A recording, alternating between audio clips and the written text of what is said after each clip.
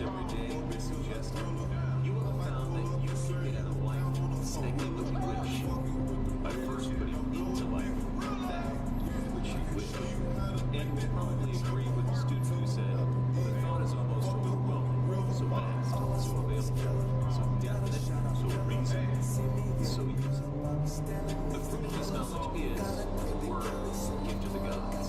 It is the truth that makes men free, not only free from every lack, temptation, from sorrow, worry, fear, and it's not wonderful to realize that this law respect every person, that it makes no difference what your habit of thought is being, the way to be prepared. If you were inclined to be religious, the greatest religious teacher the world has ever known made the way so plain that all may follow. If your mental bias is toward physical science, all will operate with mathematical certainty. If you are inclined to be philosophical,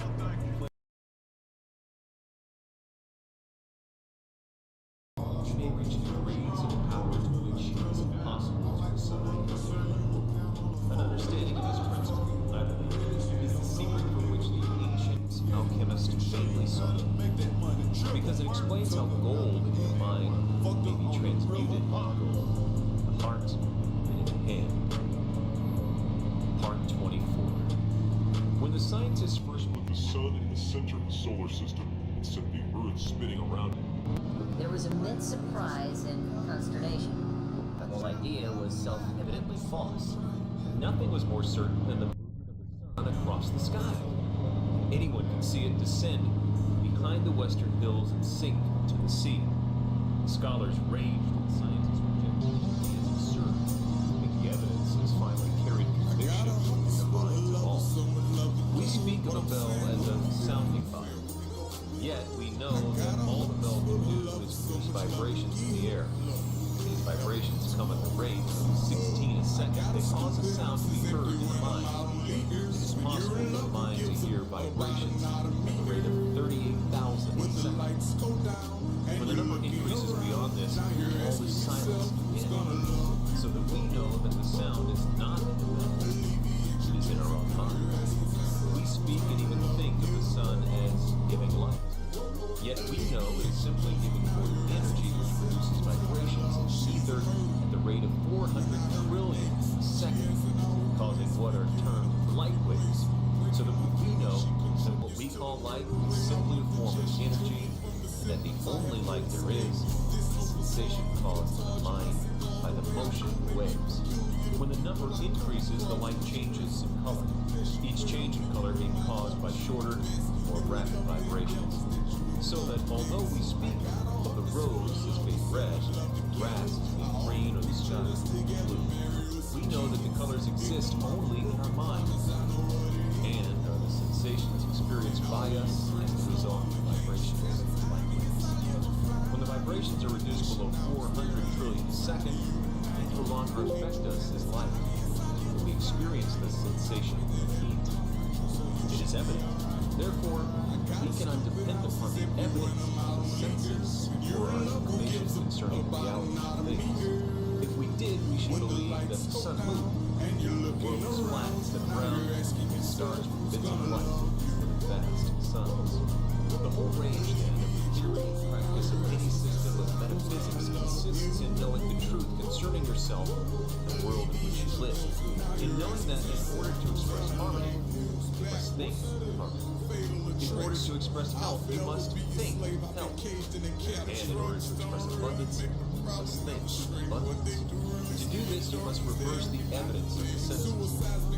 When you come to know that every form of disease, sickness, lack, and limitation are simply the result of wrong thinking, you will have come to know the truth which shall make you free. You will see how mountains may be removed. These mountains consist only of doubt, fear, distrust, or other forms of discouragement. They are nonetheless real. They need not only to be removed, but to be cast into the sea. Your real work consists in convincing yourself of the truth of these statements. When you have succeeded in doing this, you have no difficulty in thinking the truth. And, as has been shown, truth contains a vital principle and will manifest itself. Those who heal diseases by mental methods have come to know this truth. They demonstrate it in their lives and the lives of others daily. They know that life, health, and abundance are omnipresent, filling all space. And they know that those who allow disease or lack of any kind to manifest have as yet not come into an understanding of this great law. As all conditions are thought creations and therefore entirely mental, disease and lack are simply mental conditions in which the person fails to perceive the truth. As soon as the error is removed, the condition is removed. The method for removing this error is to go into the silence and know the truth. As all mind is one mind. You can do this for yourself or anyone else. If you have learned to form mental images of the conditions desired, this will be the easiest, quickest way to secure results. If not, results can be accomplished by argument, by the process of convincing yourself absolutely of the truth of your statement. Remember, this is one of the most difficult as well as most wonderful statements to grasp. Remember that no matter what the difficulty is, no matter where it is, no matter who is affected, you have no patient but yourself. You have nothing to do but to convince yourself the truth which you desire and see manifested. This is an exact scientific statement in accordance with every system of metaphysics in existence, and no permanent results are ever secured in any other way. Every form of concentration, forming mental images, argument, and auto-suggestion are all simply methods by which you are enabled to realize the truth. If you desire to help someone, to destroy some form of lack, limitation, or error, the correct method is not to think of the person whom you wish to help. The intention to help them is entirely sufficient. This puts you in mental touch with the person. To drive out of your own mind any belief, lack, limitation, disease, danger, difficulty, or whatever the trouble might be. As soon as you have succeeded in doing this, the result will have been accomplished. The person will be free. But remember that thought is created. Consequently, every time you allow your thought to rest on any inharmonious condition, just realize that such conditions are apparent only. They have no reality. That spirit is the only reality that can never be less than perfect. All thought is a form of energy. A rate of vibration of thought, truth, is the highest rate of vibration known and consequently destroys every form of error in exactly the same way light destroys darkness. No form of error can exist when the truth appears. So your entire mental work consists in coming into an understanding of the truth. This will enable you to overcome every form of lack, limitation, or disease of any kind. We can get no understanding of the truth from the world without. The world without is relative only. The truth is absolute. We must therefore find it in the world within. To train the mind to see truth only is to express through conditions. Our ability to do this will be an indication as to the progress we are making. The absolute truth is that the I is perfect and complete. The real I is spiritual and can therefore never be less than perfect. It can never have lack, limitation, or disease. The flash of genius does not have origin in the molecular motion of the brain. It is inspired by the ego, the spiritual I, which is one with the universal mind. And it is our ability to recognize this unity which is the cause of all your inspiration, all genius. These results are far-reaching and have effect on generations yet to come. They are the pillars of fire which mark the path that millions follow. Truth is not the result of logical training or experimentation, or even of observation. It is the product of a developed consciousness. Truth within a Caesar manifests in a Caesar's deportment, in his life, his action, his influence upon social forms and progress. Your life and your actions and your influence in the world will depend upon the degree of truth which you are enabled to perceive. For truth will not manifest in grievance, but in conduct. Truth manifests in character, and the character of a man should be the interpretation of his religion or what to him is truth. And this will in turn be evidenced in the character of his possessions.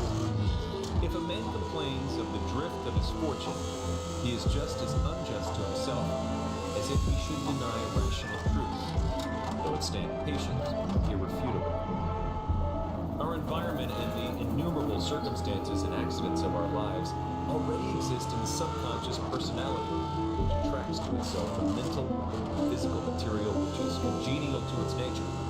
Thus, our future being determined from our present, and if there should be apparent injustice in any feature or phase of our personal life, we must look within the cause. Try to discover the mental fact which is responsible for the outward manifestation. It is this truth which makes you free, and it is the conscious knowledge of this truth which will enable you to overcome every difficulty. The conditions with which you meet in the world without are invariably the result of the conditions obtaining in the world within. Therefore, it follows with scientific accuracy that by holding the perfect ideal in mind, you can bring about ideal conditions in your environment. If you see only the incomplete, the imperfect, the relative, the limited, these conditions will manifest in your life. But if you train your mind to see, realize the spiritual ego, the I, which is forever perfect and complete, harmonious, wholesome, helpful conditions only will be manifested. As thought is created, and the truth is the highest and most perfect thought which anyone can think, it is self-evident that to think the truth is to create that which is true, and it is again evident that when truth comes into being, that which is false will cease to be. The universal mind is the totality of all mind which is in existence. The spirit is mind, the spirit is intelligent. The words are, therefore, synonymous. The difficulty with which you have to contend is to realize that mind is not ambiguous. It is omnipresent. It exists everywhere. In other words, there is no place where it is not. It is, therefore, universal. Men have heretofore generally used the word God to indicate this universal, creative principle. But the word God does not convey the right meaning. Most people understand this word to mean something outside of themselves, while exactly the contrary is the fact. It is our very life. Without it, we would be dead. We would cease to exist. The minute the spirit leaves the body, we are as nothing. Therefore, spirit is really all there is of us. Now, the only activity which the spirit possesses is the power to think. Therefore, thought must be created, because spirit is created. This creative power is impersonal, and your ability to think is your ability to control it. Make use of it for the benefit of yourself and others. When the truth of this statement is realized, understood, appreciated, you will have come into possession of the master key. But remember that only those who are wise enough to understand, broad enough to weigh the evidence, firm enough to follow their own judgment, and strong enough to make the sacrifice exactly, may enter and partake. This week, try to realize that this is truly a wonderful world in which we live, that you are a wonderful being, that many are awakening to a knowledge of the truth, and as fast as they awake, come into a knowledge of the things which have been prepared for them, they too realize that eye hath not seen, nor ear heard, neither hath it entered into the heart of man, the splendors which exist for those who find themselves in the promised land. They have crossed the river of judgment and have arrived at the point of discrimination between the true and the false, and have found that all they ever willed or dreamed was but a faint concept of the dazzling reality. Though an inheritance of acres may be bequeathed, an inheritance of knowledge and wisdom cannot. The wealthy man may pay others for doing his work for him, but it is impossible to get his thinking done for him by another or to purchase any kind of self-culture. S. Smiles. Questionnaire, Part 24. Upon what principle does the theory and practice of every system of metaphysics in existence depend? Upon a knowledge of the truth concerning yourself and the world in which you live. What is the truth concerning yourself? The real I, or ego, is spiritual, and therefore never be less than perfect. What is the method of destroying any form of error? To absolutely convince yourself of the truth concerning the condition which you wish to see manifested. Can we do this for others? The universal mind in which we live and move and have our being is one and indivisible. It is therefore just as possible to help others as to help yourself. What is the universal mind? The totality of all mind existence. Where is the universal mind? The universal mind is omnipresent. It exists everywhere. There is no place where it is not. It is therefore within us. It is the world within. It is our spirit, our life. What is the nature of the universal mind?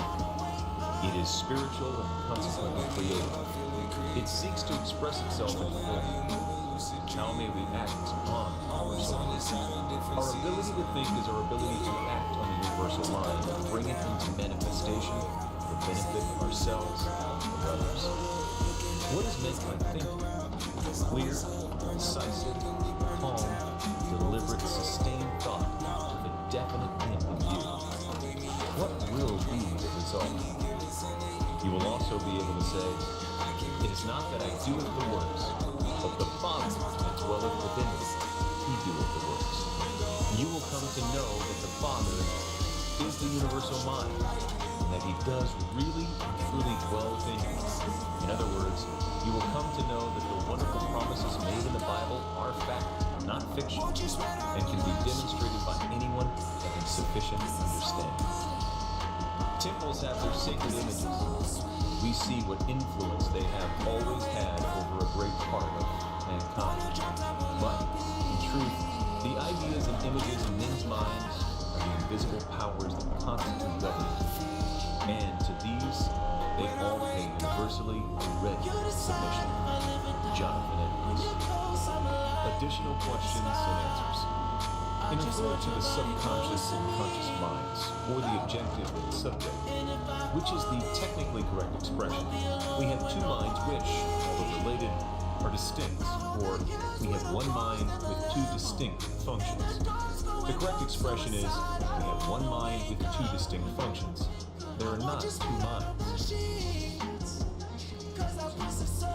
Are the devil and religion, the negative in science, and the bad in philosophy merely imaginary manifestations of thought energy? Or shall we class them as wrong yet real manifestations? In all that we have and are, powers come from one eternal source. To what must we attribute these imaginary entities? These are not imaginary entities. They're simply perversions. If you use electricity for light, we call it good. If you grasp a wire which has not been properly insulated and it kills you, it is not for that reason bad or evil. You were simply careless or ignorant of the laws governing electricity. For the same reason, the one infinite power, which is the source of all power, manifests in your life either as good or as evil, as you make use of it constructively or destructively. Is not the master key idea of God pantheistic? This depends entirely upon your idea of pantheism. Pantheism is a loose term and may be interpreted in various ways. For instance, pantheism concedes the universe to be one eternal, involuntary evolution of an infinite being, as contrasted with atheism, which is a positive denial of the divine immanence, and agnosticism, dogmatic doubt of the existence of God. Is this right? Truth is absolute. The conception of truth varies with the individual consciousness. Therefore, no one can say when the ultimate truth has been reached, because no one can say when the individual consciousness has been developed to the point where further development is impossible. Yes, truth is absolute, but the conception of truth varies with the individual consciousness. On the other hand, truth is not a matter of belief. It is a matter of demonstration. It is not a question of authority, but a question of perception. Since the real I is spiritual and therefore perfect, since it controls and directs both the body and mind, how is it that we see such imperfect results? We see no imperfect results. We see nothing but perfection.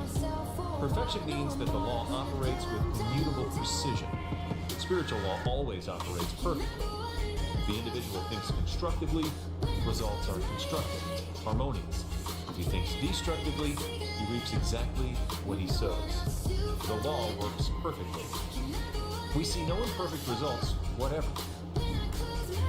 We may freely choose what we think, but the result of our thought is governed by an immutable law. What is life? Life is that quality or principle of the universal energy which manifests in so-called organic objects as growth and voluntary activity, and which is usually coexistent in some degree with some manifestation of that same universal energy is the quality or principle termed intelligence. You must understand that there is only one supreme principle, evading all comprehension of its essential nature. It is the absolute. Man can think only in terms of the relative. Therefore, he sometimes defines it as the universal intelligence, the universal substance, as ether, life, mind, spirit, energy, truth, love, etc. His particular definition at any moment is governed by the particular relationship of the phenomena of being in which he thinks of this principle at that moment. How is the law governing success or prosperity placed in operation? The human brain is the finest and most vibrant mechanism in existence. Every time you think you send a message into the formless energy from which and by which all things are created, this starts a train of causation, which relates with the things that correspond with the image of your thought. If your thought is sufficiently refined and concentrated, you will be placed in harmony with the object of your thought quickly. If not, more time will be required. Most persons are busily engaged in concentrating upon lack, limitation, loss, and inharmony of every kind, and they are therefore attracting these conditions. A few are busily engaged in concentrating upon success, prosperity, and harmonious conditions generally, and find that their environment reflects the quality of their thought. How is prayer answered? The universal mind, the omnipotent power, the supreme being, does not change the modus operandi of the universe in order to comply with our requests, nor does it make exception. But it does act through well-known laws. These laws can be placed into operation, consciously or unconsciously, by accident or design. It is the operation of this marvelous law of attraction which has caused men in all ages and in all times to believe that there must be a personal being who responded to their petitions and manipulated events in order to meet their demands. You correctly state that possession depends on use. How can this fact be best explained to show that this is the only way in which to acquire a reservoir of power, possession, etc., to draw on in time of emergency, etc.? By illustration, a man desires to strengthen his arm. He wishes it to become powerful. He does not conserve what strength he has in the arm by biting it to his side. If he did this, he would soon lose what strength he already had. On the contrary, he begins to use it. He begins to exercise it. And he finds that the more he uses it, the more strength is secured. The more he gives of his strength, the more he gets. The same rule applies with regard to mental and spiritual strength. Unless we are willing to think, we shall have to work. And the less we think, the more we shall work. The less we shall get for our work. Is it possible to conceive of a world in which there are no hewers of wood? Thought has taken much drudgery out of life, but much so-called scientific management and efficiency in engineering systems look upon millions of human beings as mere machines capable of making so many motions less or more per hour. To labor is to serve, and all service is honorable. But a hewer of wood contemplates blind service instead of intelligent service. Labor is the creative instinct in manifestation. Owing to the changes which have taken place in the industrial world, the creative instinct no longer finds expression. A man cannot build his own house. He cannot even make his own garden. He can by no means direct his own labor. He is therefore deprived of the greatest joy which can come to man, the joy of achieving, creating, accomplishing. So this great power is perverted begins to destroy the works of his more fortunate fellows. Labor is, however, finding that the universe is not a chaos, cosmos, that it is governed by immutable laws, that every condition is the result of a cause, and that the same cause invariably produces the same effect. It is finding that these causes are mental, that thought predetermines action. It is finding that constructive thought brings about constructive conditions, and destructive thought brings about destructive conditions. You say that life is an unfoldment, not accretion. What comes to us in the world without is what we already possess in the world within. Do you not take into consideration knowledge a person acquires from books, experience, etc.? You can derive absolutely no benefit from books, experiences, environment, or anything else until you have created brain cells capable of receiving the thoughts.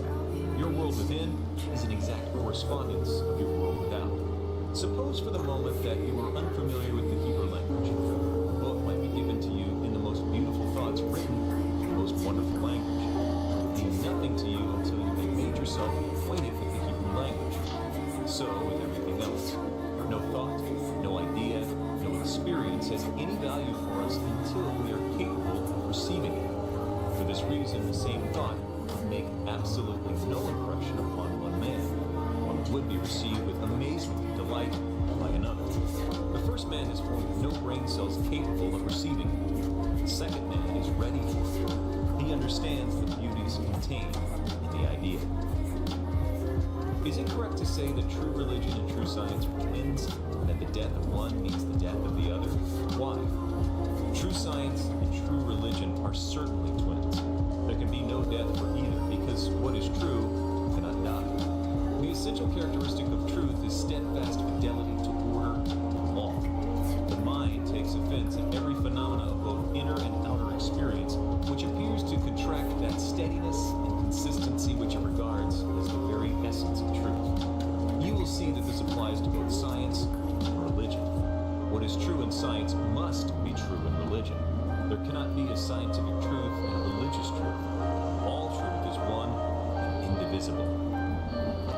How do materialism and spiritualism find harmony in the Master Key system? The Master Key system teaches that there is but one principle, one power. That everything which exists is a materialization of this one power. The power itself is spiritual, but the manifestation of the power is material. One is subjective, and the other is objective. Two phases of one being. We find this everywhere in nature. Man is a spiritual being, but he also has a material body. The spirit must manifest upon the objective plane in an objective manner. Spiritualism in this sense has nothing whatever to do with what is usually considered spiritualistic phenomena. What explanation is to be given of the fact that although a great majority of people, not only in the United States, but throughout Europe, are sick of war and want only peace and a return to prosperous normal conditions, but the return of the desired normal prosperous conditions is such a slow, hard process? There is, of course, as you say, no desire on the part of anyone for more war, just as there is no desire for poverty, crime, or for any other destructive condition. But there is, on the other hand, conscious and subconscious desire for the things which bring about destruction, poverty, and crime. And this lust of power or separation is the old question of who is to be the greatest in the kingdom. The law is not a respecter of persons. This is true concerning nations as well as individuals. Nations as well as individuals will eventually learn that force can always be met with equal, if not a superior force. For this reason can never be the determining factor of any situation. Objective harmony can only come as a result of subjective harmony. And subjective harmony can only come as a result of vision, understanding, and perception. In the acme of achievement aimed at by the Master Key system, how is it possible to ignore theology? A few centuries ago, it was thought that we must choose between the Bible and Galileo. 50 years ago, it was thought that we must choose between the Bible and Darwin. But as Dean W.R. Inge of St. Paul's Cathedral, London says, every educated man knows that the main facts of organic evolution are firmly established, and that they are quite different from the legends borrowed by the ancient Hebrews from the Babylonians. We are not required to do violence to our reason by rejecting the assured results of modern research. Traditional Christianity must be simplified and spiritualized. It is, at present, encumbered by bad science and caricatured by bad economics. The more convinced we are of this, the less disposed we shall be to stake the existence of our faith in superstitions which are the religion of the religious, the science of the unscientific. What is the meaning of the statement, only 5% have the vision to annex the strategic position, to see and feel a thing before it happens? 95% of the people are busy attempting to change effects. Something happens which they do not like and they try to change the situation. They soon find that they are simply changing one form of distress for another. The other 5% are busily engaged with causes. They know that in order to make any permanent change, it is the cause which they must seek. They soon find that the cause is within their control. It is the 5% that do the thinking, 95% which merely accept the thoughts of others. It is those only who think who can see and feel a thing before it happens. What more explicitly is to be understood by the term polarity as applied to the mental process? Polarity is the tendency or inclination of a thought or feeling in a particular direction. When we think along certain lines continuously, the thought becomes polarized. We can see other, different points of view with difficulty or not at all. What is truth? Truth is the imperative condition of all well-being. To be sure, to know the truth and to stand confidently on it is a satisfaction beside which no other is comparable. Truth is the underlying verity, a condition precedent in every business or social relation.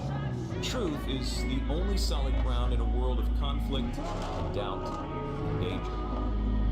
Every act not in harmony with truth, whether through ignorance or design, cuts the ground from under our feet, leads to discord, inevitable loss, and confusion.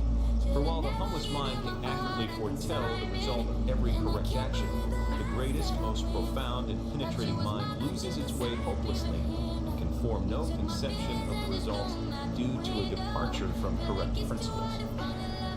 How are germs created? Creation consists in the art of combining forces which have an affinity for each other in the proper proportion. Thus, oxygen and hydrogen combined in the proper proportions produce water. Oxygen and hydrogen are both invisible gases, but water is visible. Germs, however, have life. They must therefore be the product of something which has life or intelligence. Spirit is the only creative principle in the universe.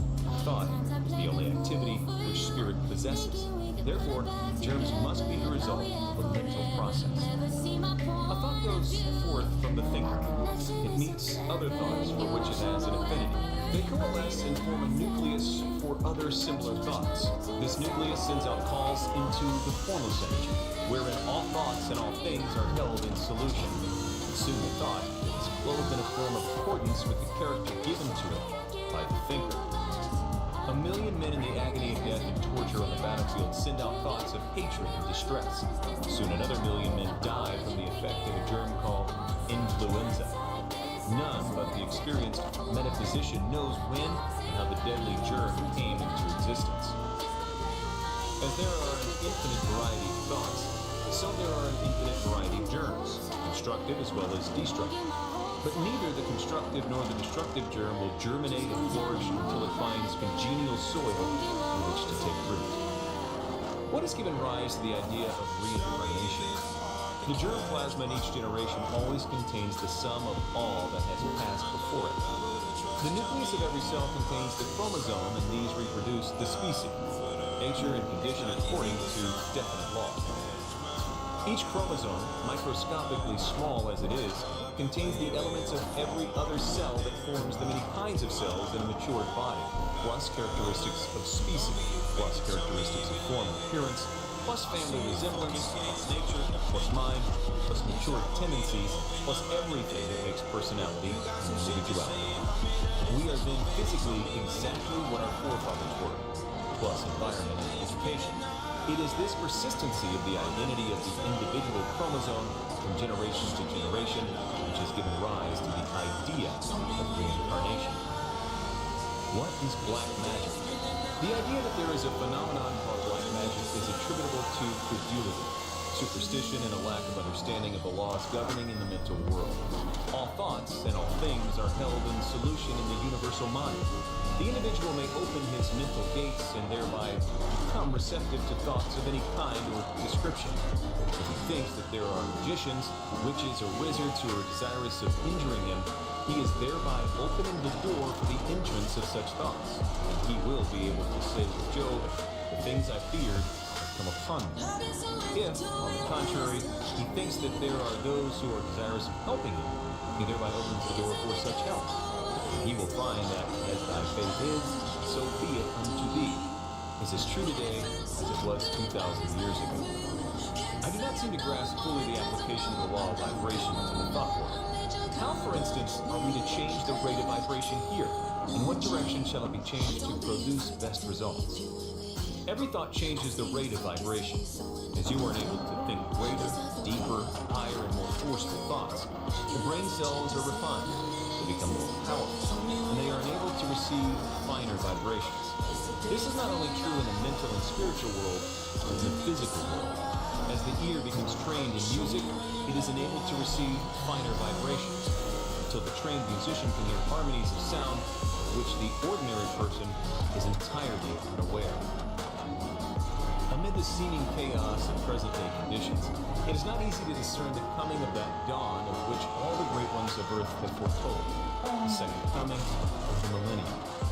One of the characteristic signs of a general awakening is the optimism shining through the midst of doubt and unrest. This optimism is taking the form of illumination. As the illumination becomes general, fear, anger, doubt, selfishness, and greed pass away. We are not looking for the Christ child, but the Christ consciousness. We are anticipating a more general realization of the truth, which is to make men free. That there may be one man or one woman who shall first realize this truth in the new era is barely possible.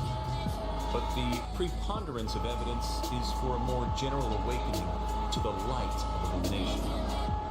You speak about the originating mind that forms, upholds, sustains, and creates all there is. Does this explain the source from which comes man's ability to think lack, to think war and crime, etc.? Yes, this includes man's ability to think lack, war, and crime. If he can think constructive thought, he can also think destructive thought. But as soon as man learns that thinking is a creative process, that we are creators, not creatures, he will discontinue the process of thinking destruction for himself and his fellows. You are, without doubt, correct in stating that Carlyle's attitude of hatred of the bad is not conducive toward his own best development. On the other hand, what should be the attitude toward the giant evils of the day, such as war, wrath, murder, vice, theft, and the like? Is it not often true that a tearing down, clearing away of the brush piles, so to speak, must precede constructive work? No, it is not true.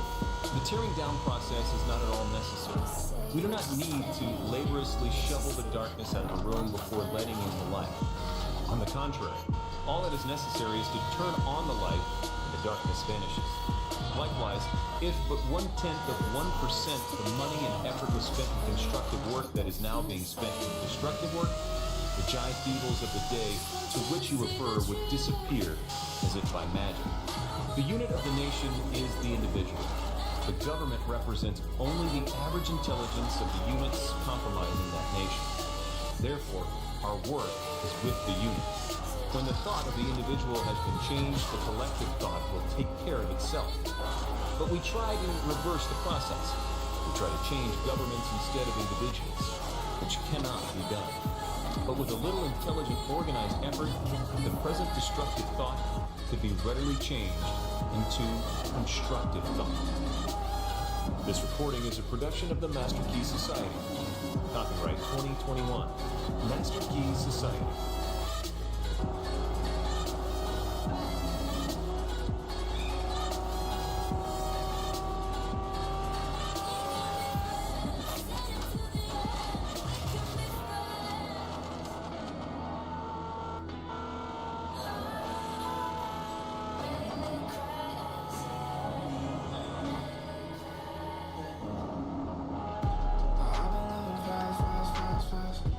Feeling really bad, bad, bad.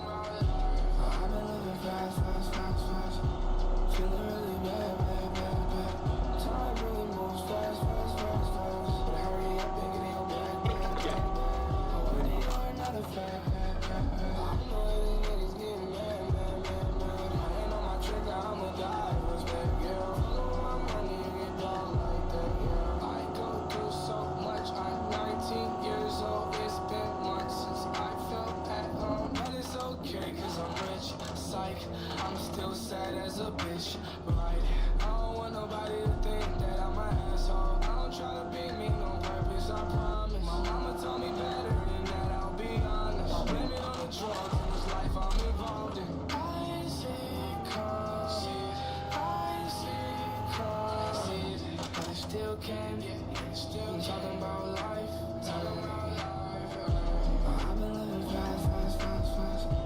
Feeling really bad. Time really moves fast. Hurry up and get your back. I'm really on I know my trigger, I'ma die.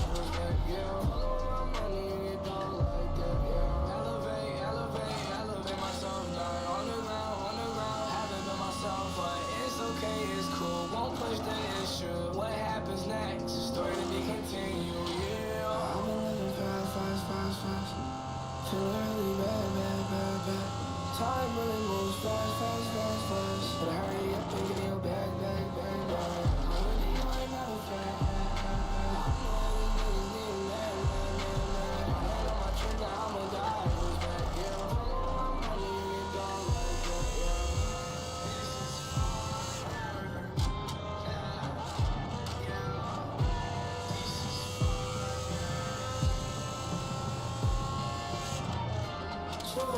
I'm still breathing.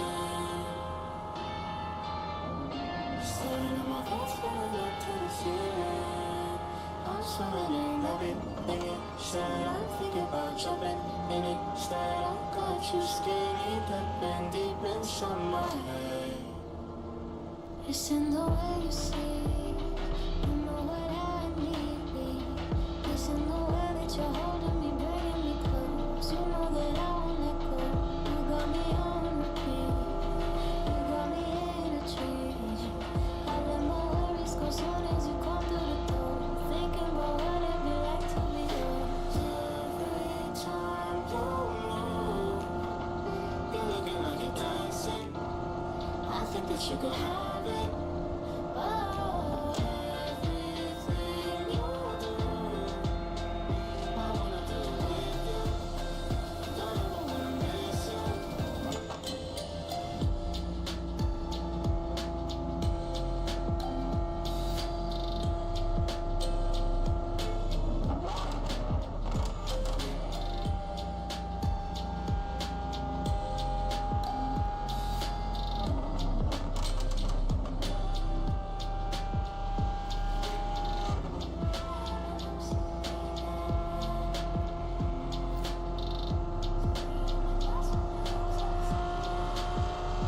Personally, it's hard to me.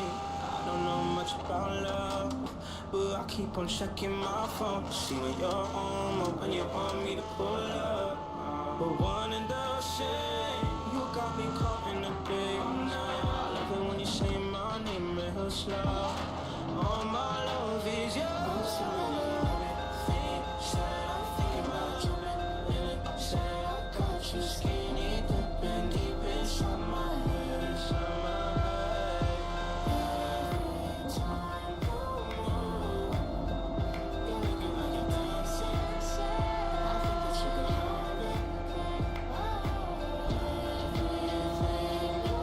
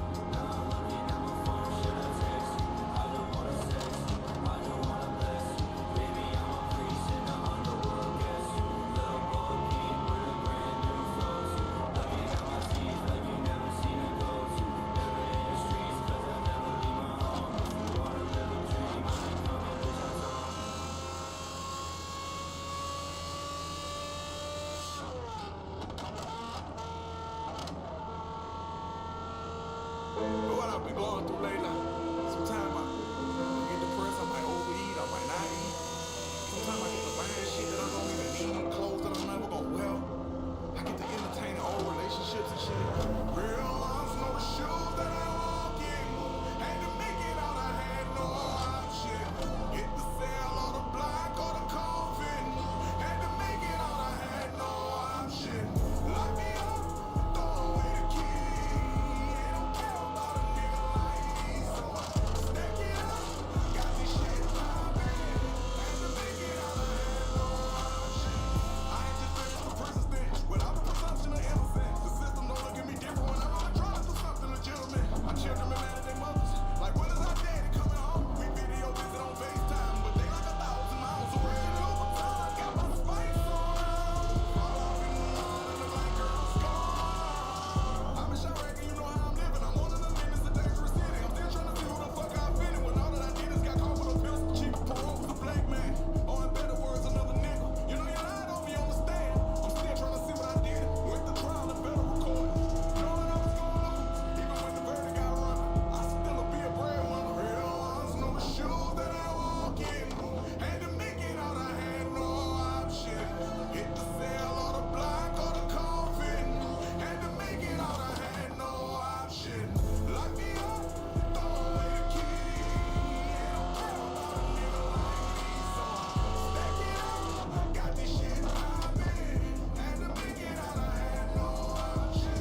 I thought when I got out of jail in Florida, I wouldn't sit in the cell again. Broke the little promise I made to my daughter that I wouldn't put her through hell again. The man in the mirror look at me and Wilson, you gotta get better control of your business. Quit being stubborn whenever you suffer. The people that suffer the most of your children. Blue Hill from Houston got my eyes on now. They gonna live by it till the lights go down. A victim of circumstance in my section, I'm labeled a shoe. People that don't even know me, so how in the fuck they controlling my future? All of the people who matter be smiling. I know that they proud of me, holding it down up the road of the beat.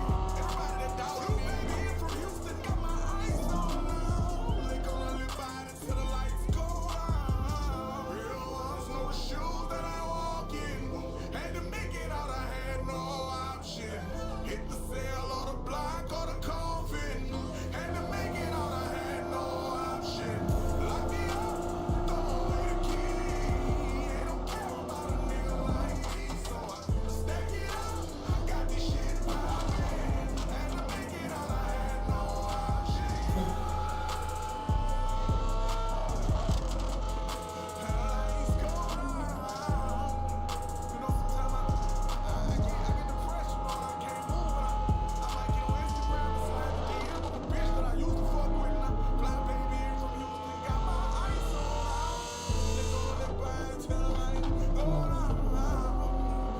Till the lights go down. Rock, keep that.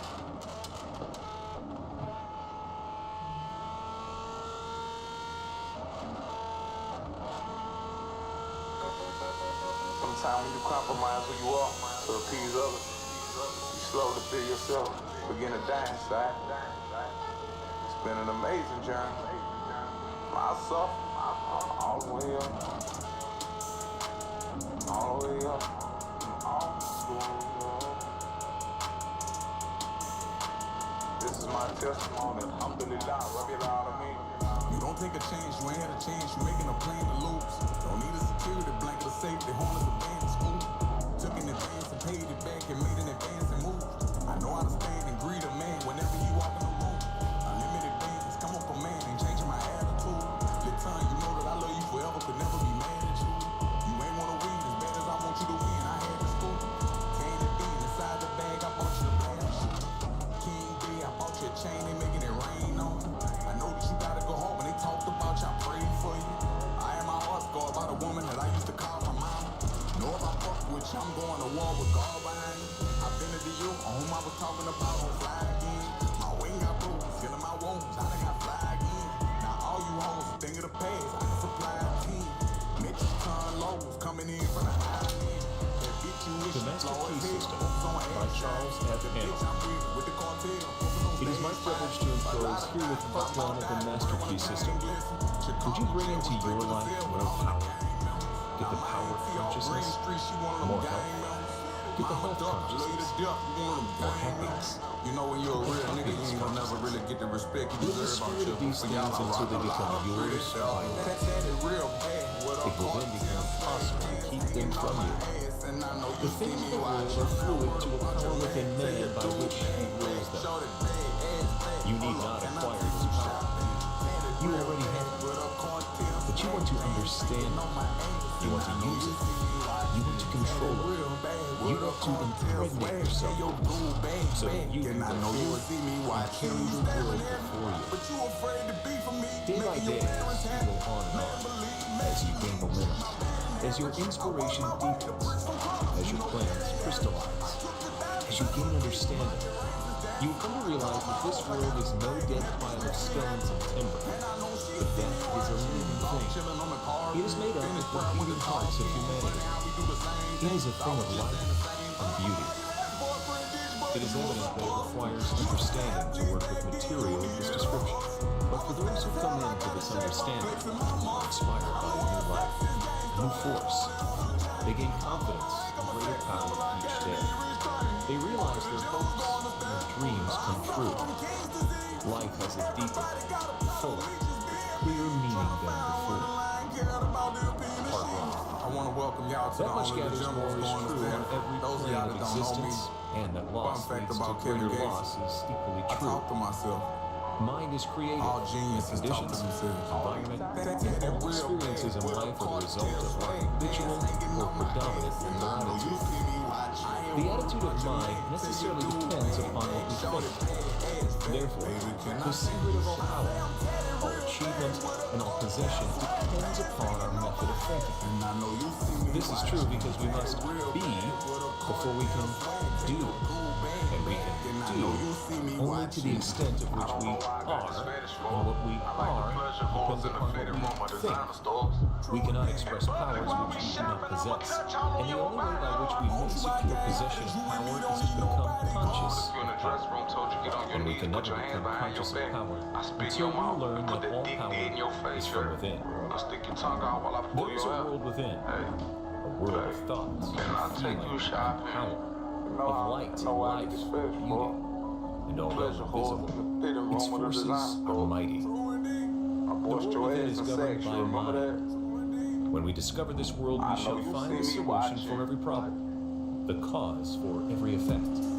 And since the world within is subject to our control, all laws, power, and possession are also within our control. The world without is a reflection of the world within.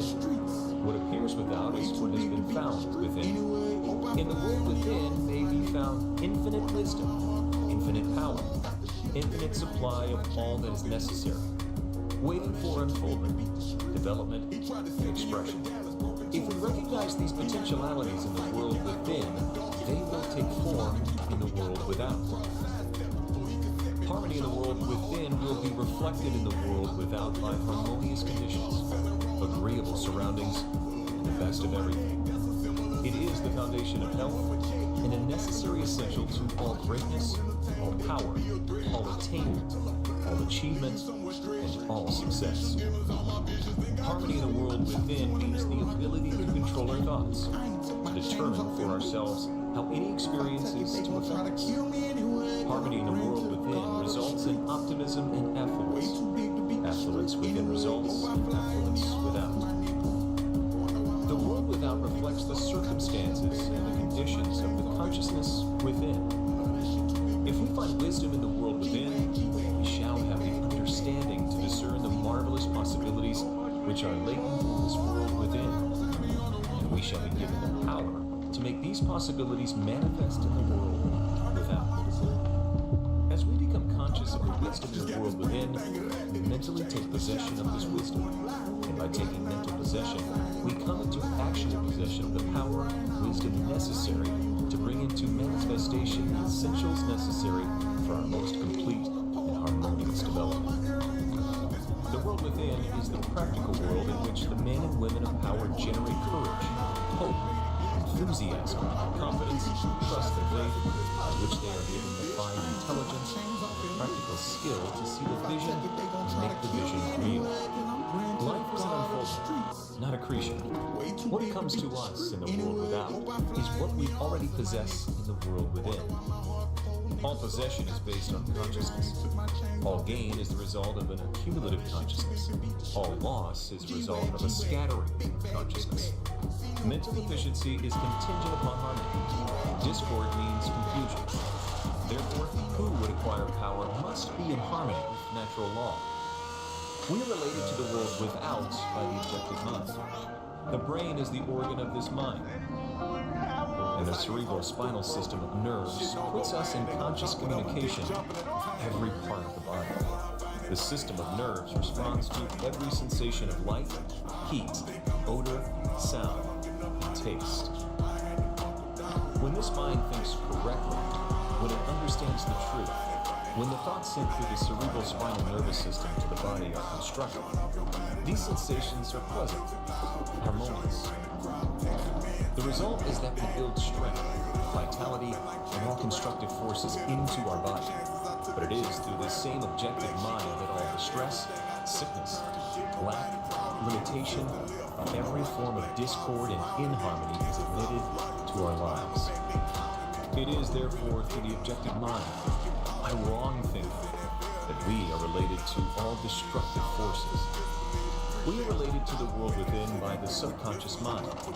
The solar plexus is the organ of this mind.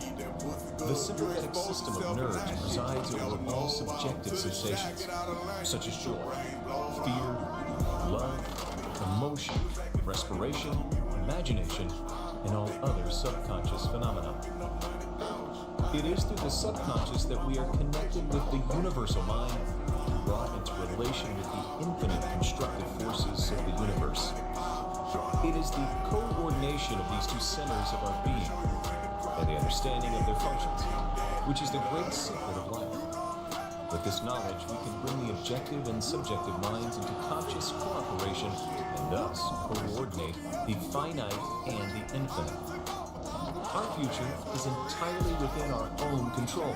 It is not at the mercy of any capricious or uncertain external power. All agree that there is but one principle or consciousness pervading the entire universe, occupying all space, and being essentially the same in kind at every point of its presence. It is all powerful, all wisdom, and always present. All thoughts and things are within itself. It is all in all.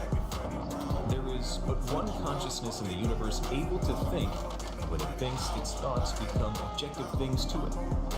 As this consciousness is omnipresent, it must be present within every individual. Each individual must be a manifestation of that omnipotent, omniscient, and omnipresent consciousness. As there is only one consciousness in the universe which is able to think, it necessarily follows that your consciousness is identical with the universal consciousness, or, in other words, all mind is one mind. There is no dodging this conclusion. The consciousness which focuses in your brain cells is the same consciousness which focuses in the brain cells of every other individual.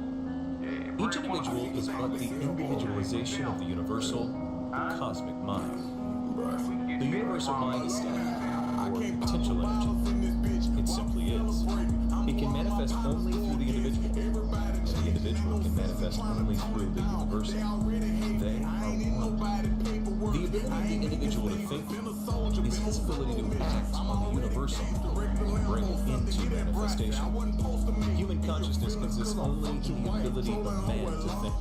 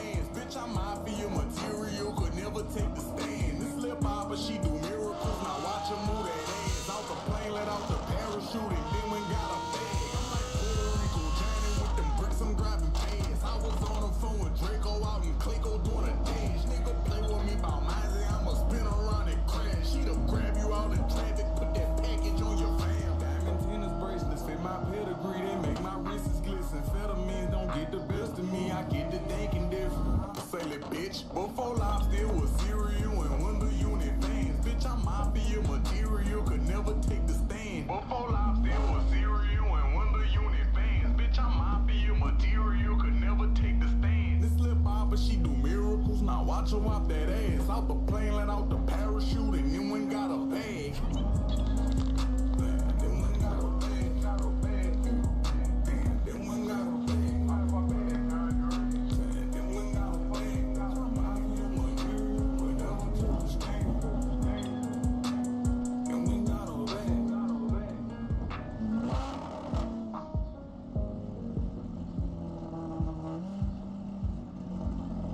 Grizz, you an animal. Go breathe.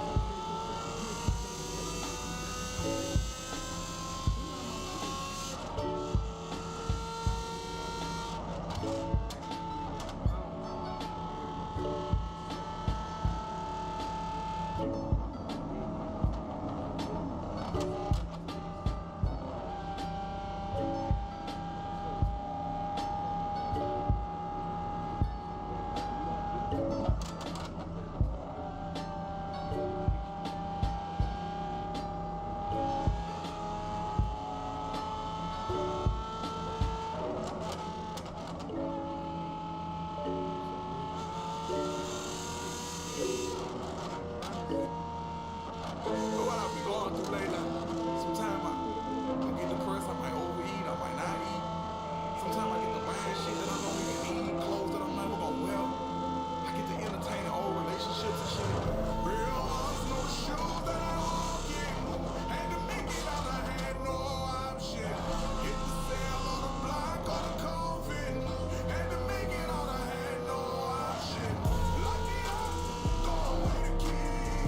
And I'm all about a nigga like me, so I stack it up. Got this shit poppin'. Had to make it out, I had no option. I ain't just finished the prison stage without the presumption of innocence. The system don't look at me different when I'm on the trying to do something legitimate. My children been mad at their mothers. Like, when is our daddy coming home? We video visit on FaceTime, but they like 1,000 miles away. In overtime, I got my spice on now. Call up in the morning, look like girls go out. I'm a show baby, you know how I'm living. I'm one of them niggas that dangerous city. I'm still trying to see who the fuck I fit in. When all that I did is got caught with a pistol, cheap parole for the black man. Or in better words, another nigga. You know you lied on me on the stand. I'm still trying to see what I did. Wait the trial in federal court. Knowing I was gonna lose, even when the verdict got ordered, I still'll be a brave one. Real ones know the shoes that I walk in. Had to make it out, I had no option. Hit the sale on the block or the coffin. Had to make it out, I had no option. Lock it up, throw away the key. Ain't no care about a nigga like me, so I stack it up. Got this shit poppin'. Had to make it out, I had no option. I know when I got out of jail in Florida, I wouldn't sit in the cell again. Broke the little promise I made to my daughter that I wouldn't put her through hell again. The man in the mirror look at me and Wilson, you gotta get better control your business. Quit being stubborn whenever you suffer. The people that suffer the most of your children. Blue hair from Houston got my eyes on now. They gonna live by it till the lights go out. A victim of circumstance in my section, I'm labeled a shooter. People that don't even know me, so how in the fuck they controlling my future? All of the people who mad at me smiling, I know that they proud of me. Holding it down up the road on the beat. Everybody that doubted me. Baby in from Houston got my eyes on now. They gonna live by it till the lights go out. Real ones know the shoes that I walk in. Had to make it out, I had no option. Hit the sale on the block or the coffin. Had to make it out, I had no option. Lock it up, throw away the key. Ain't no care about a nigga like me, so I stack it up. I got this shit poppin'. Had to make it out, I had no option.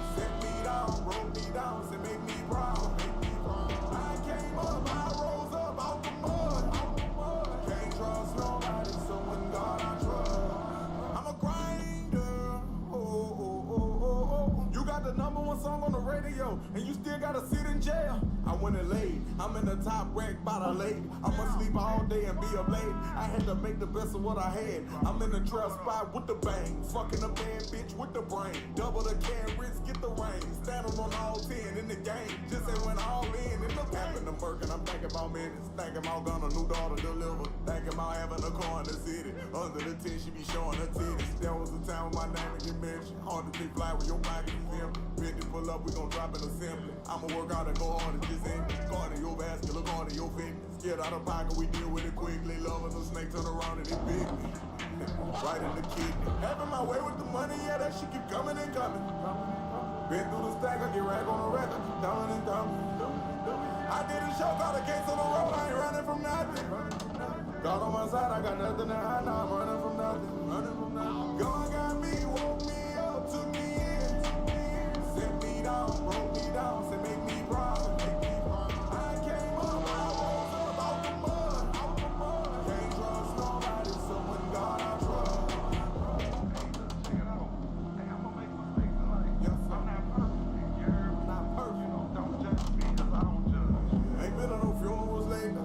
My partners, they dead or in jail. I fought the pain for a long time. I tried a lot and I failed. But now it's time to excel. They come on and make you turn scared. Say, hold on to the going real. Flying out of here. From taking the truth to supply to taking the truth to Dubai. I done been shitted on by a lot of rappers and it don't matter. The ones that fuck with me know I'm 1,000 and know I'm all action. I'm a big general. I can sit a load and I'm real when I act. I can cook off the pot. All base, bitch, scale like a lock. Recompress by a ton of a block. Gorilla hustle, I done been on the block. Having my way with the money, yeah, that shit keep coming and coming. Been through the stack, I get rag on the rack, I keep dumbing and dumbing. I did a show, got a case on the road, I ain't running from nothing. God on my side, I got nothing to hide, now I'm running from nothing. God got me, woke me up, took me in. Set me down, broke me down, said make me proud. I came up, I rose up out the mud. Can't trust nobody, so when God I trust, God I trust.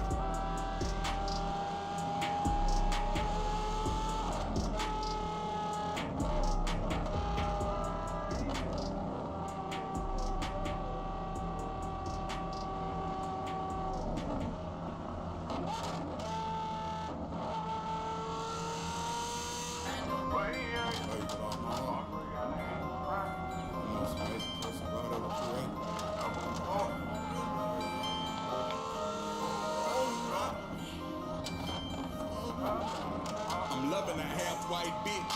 I'm a real nigga, ain't ashamed to admit it, and she got some glow-in-the-dark skin. I'm wearing a bundle of dope on a ditch, and I gotta tell her before. She find a new guy, feel like she don't love me no more. Feel like, oh God, a favor. Your body is on the ride. Your body is on the ride. Your body is on the land.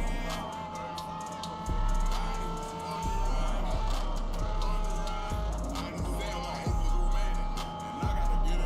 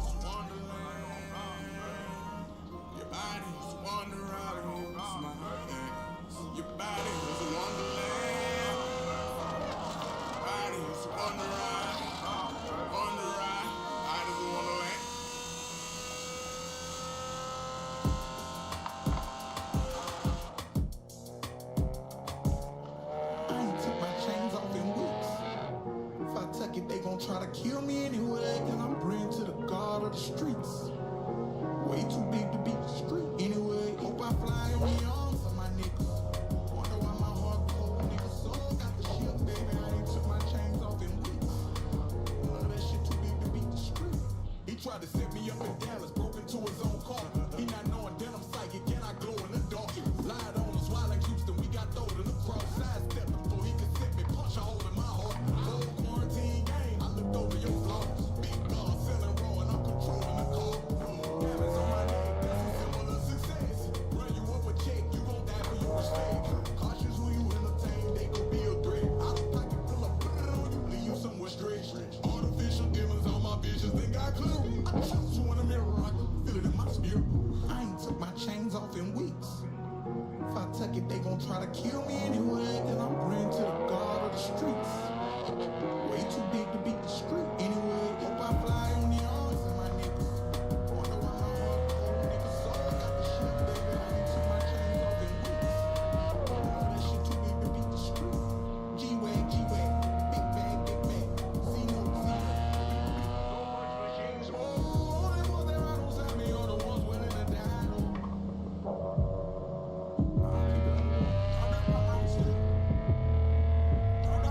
Just got this brand new thing of that in exchange. The shots fired, reporting live with the Glock 9 out of Southside. Recording live, bitch, I'm in the studio right now. Carolina, you gon' pull up on me right now.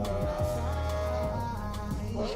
Hold up, I need to hold my earrings up. This for my rolling, I know, take my chain off. Every time I get that order, take your brain off. Cardi made it glitch, then I piped it on my wrist. He be shooting shots at Brassy, but his posture not like this, bitch. I ain't took my chains off in weeks. If I tuck it, they gon' try to kill me anyway, cause I'm praying to the God of the streets. Way too big to beat the street. Anyway, hope I fly on the arms of my niggas.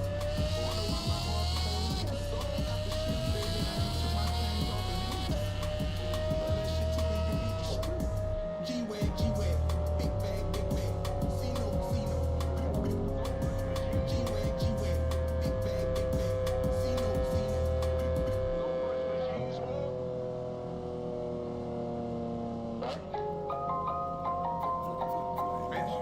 Bitches out here trying to come up on a nigga, you heard me? You not about to ball on me so you can go and cross another nigga, you bitch ass, pussy ass, hoe, right gang, wrong nigga. I wanna bag you on my back, so we chasing the same thing. I need you bad, okay, my bad, baby, this ain't the same thing. You wanna stand on side of nigga, you know my name ring. All these diamonds blind a nigga, my watch and my chain ring. You won't stand on side of nigga. You won't stand on side of nigga. Yeah, you won't stand on side of nigga, you know my name ring. I wanna bag you on my back, so we chasing the same thing. You just gon' stand on side of nigga. All my diamonds blinding niggas, and if I look in your direction, I'm just looking you not stepping. I got partners who got pressure. We just fucked your whole together, drop the numbers on the brick. I'm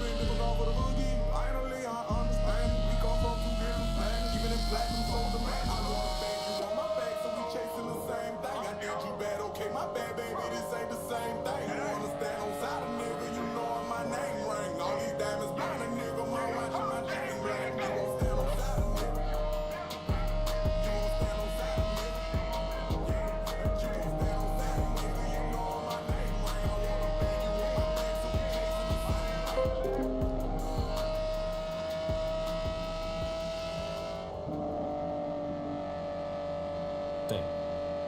Walker says, mind in itself is believed to be a subtle form of static energy.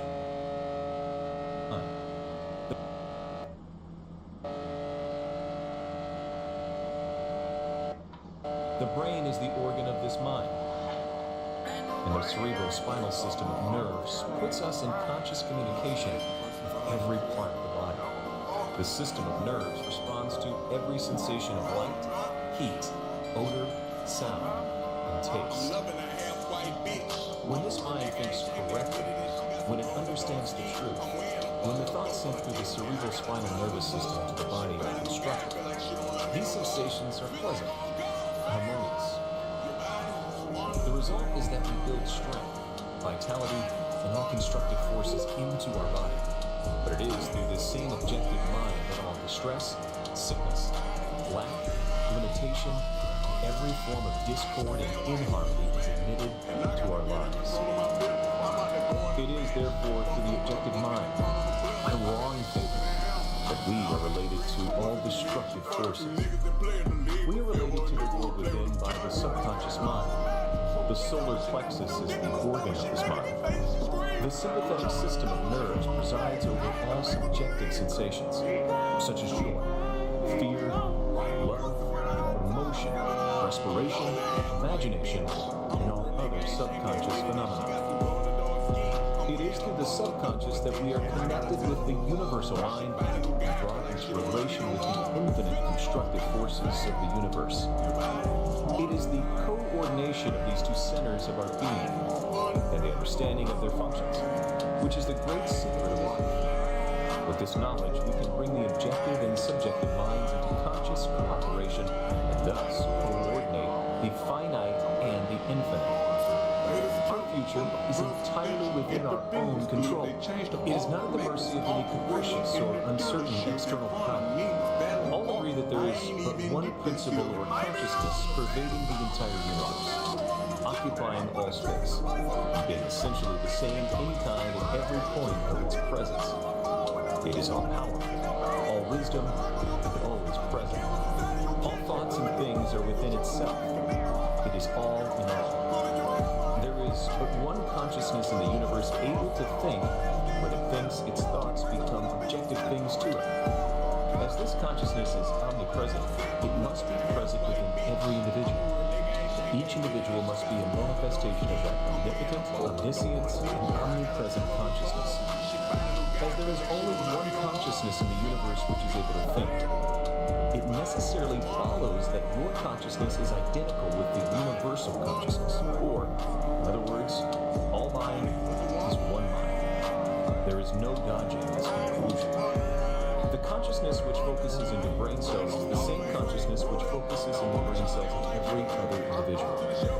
Each individual is but the individualization of the universal, the cosmic mind. The universal mind is static, or potential energy. It simply is. It can manifest only through the individual. The individual can manifest only through the universal. They are one. The ability of the individual to think is his ability to act on the universal and bring it into manifestation. Human consciousness consists only in the ability of man to think. Walker says, mind in itself is believed to be a subtle form of static energy, from which arises the activities called thought, which is the dynamic phase of mind. Mind is static energy. Thought is dynamic energy. The two phases of the same thing. Thought is therefore the vibratory force formed by converting static mind into dynamic mind. As the sum of all attributes is contained in the universal mind, which is omnipotence, omniscience, and omnipresence, these attributes must be present at all times in their potential form in every individual.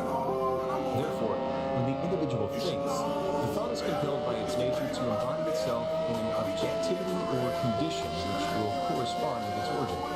Every thought is therefore a cause, every condition an effect. For this reason, it is absolutely essential that you control your thoughts so as to bring forth only desirable conditions. All power is from within. It is absolutely under your control. It comes through exact knowledge and by the voluntary exercise of exact principles. It should be plain that when you get a thorough understanding of this law and are able to control your thought processes, you can apply it to any condition. In other words, you will have come into conscious cooperation with omnipotent law, which is the fundamental basis of all things.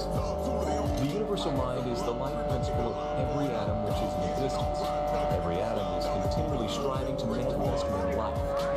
All are intelligent, and all are seeking to carry out the purpose for which they were created. A majority of mankind lives in the world without. Few have found the world within, and yet it is the world within which makes the world without. It is therefore created, and everything which you find in your world without has been created by you in the world within. This system will bring you into a realization of power which will be yours when you understand this relation between the world without and the world within. The world within is the cause. The world without, the effect. To change the effect, you must change the cause. You will at once see that this is a radically new and different idea. Most men try to change effects by working with effects. They fail to see that this is simply changing one form of distress for another. To remove discord, you must remove the cause, and this cause can be found in the world within. All growth is from within. This is evident in all nature. Every plant, every animal, every human is a living testimony to this great law. And the error of the ages is in looking for strength or power from without. Kevin, man, you messing up again. Shit like this be hard to come again. For my bad, I know I have been. The world within is the universal fountain of supply, and the world without is the outlet to the stream. Our ability to receive depends upon our recognition of this universal fountain, this infinite energy of which each individual is an outlet, and so is one with every other individual. Recognition is a mental process. Mental action is therefore the interaction of the individual upon the universal mind. And as the universal mind is the intelligence which pervades all space and animates all living things.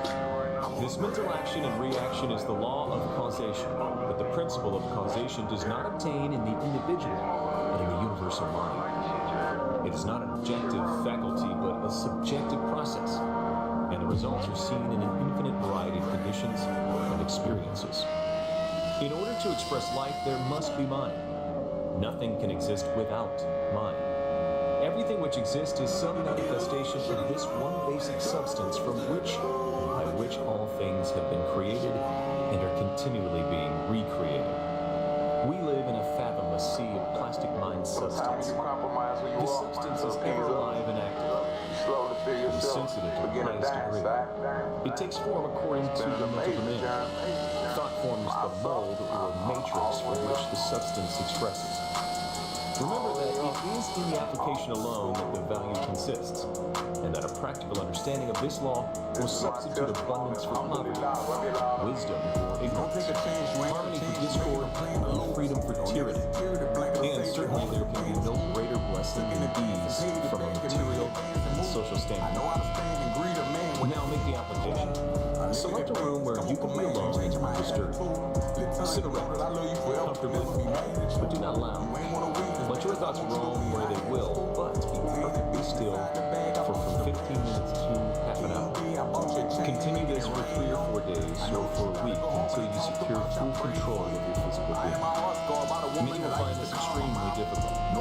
Others will conquer with ease, but it is absolutely essential to secure complete control of the body before you are ready to progress. Next week you'll receive instructions for the next step. In the meantime, you must have mastered this one. Questionnaire Part 1. What is the world without in its relation to the world within? The world without is a reflection of the world within. Upon what does all possession depend? All possession is based on consciousness. You know when you're a real nigga, you ain't gonna never really get your respect you deserve out here. But for y'all, I rock a lot of pretty The individual is related to the objective world by the objective mind. The brain is important. This mind. How is he related to the universal mind? He is related to the universal mind by the subconscious mind. The solar plexus is the organ of this mind. What is the universal mind?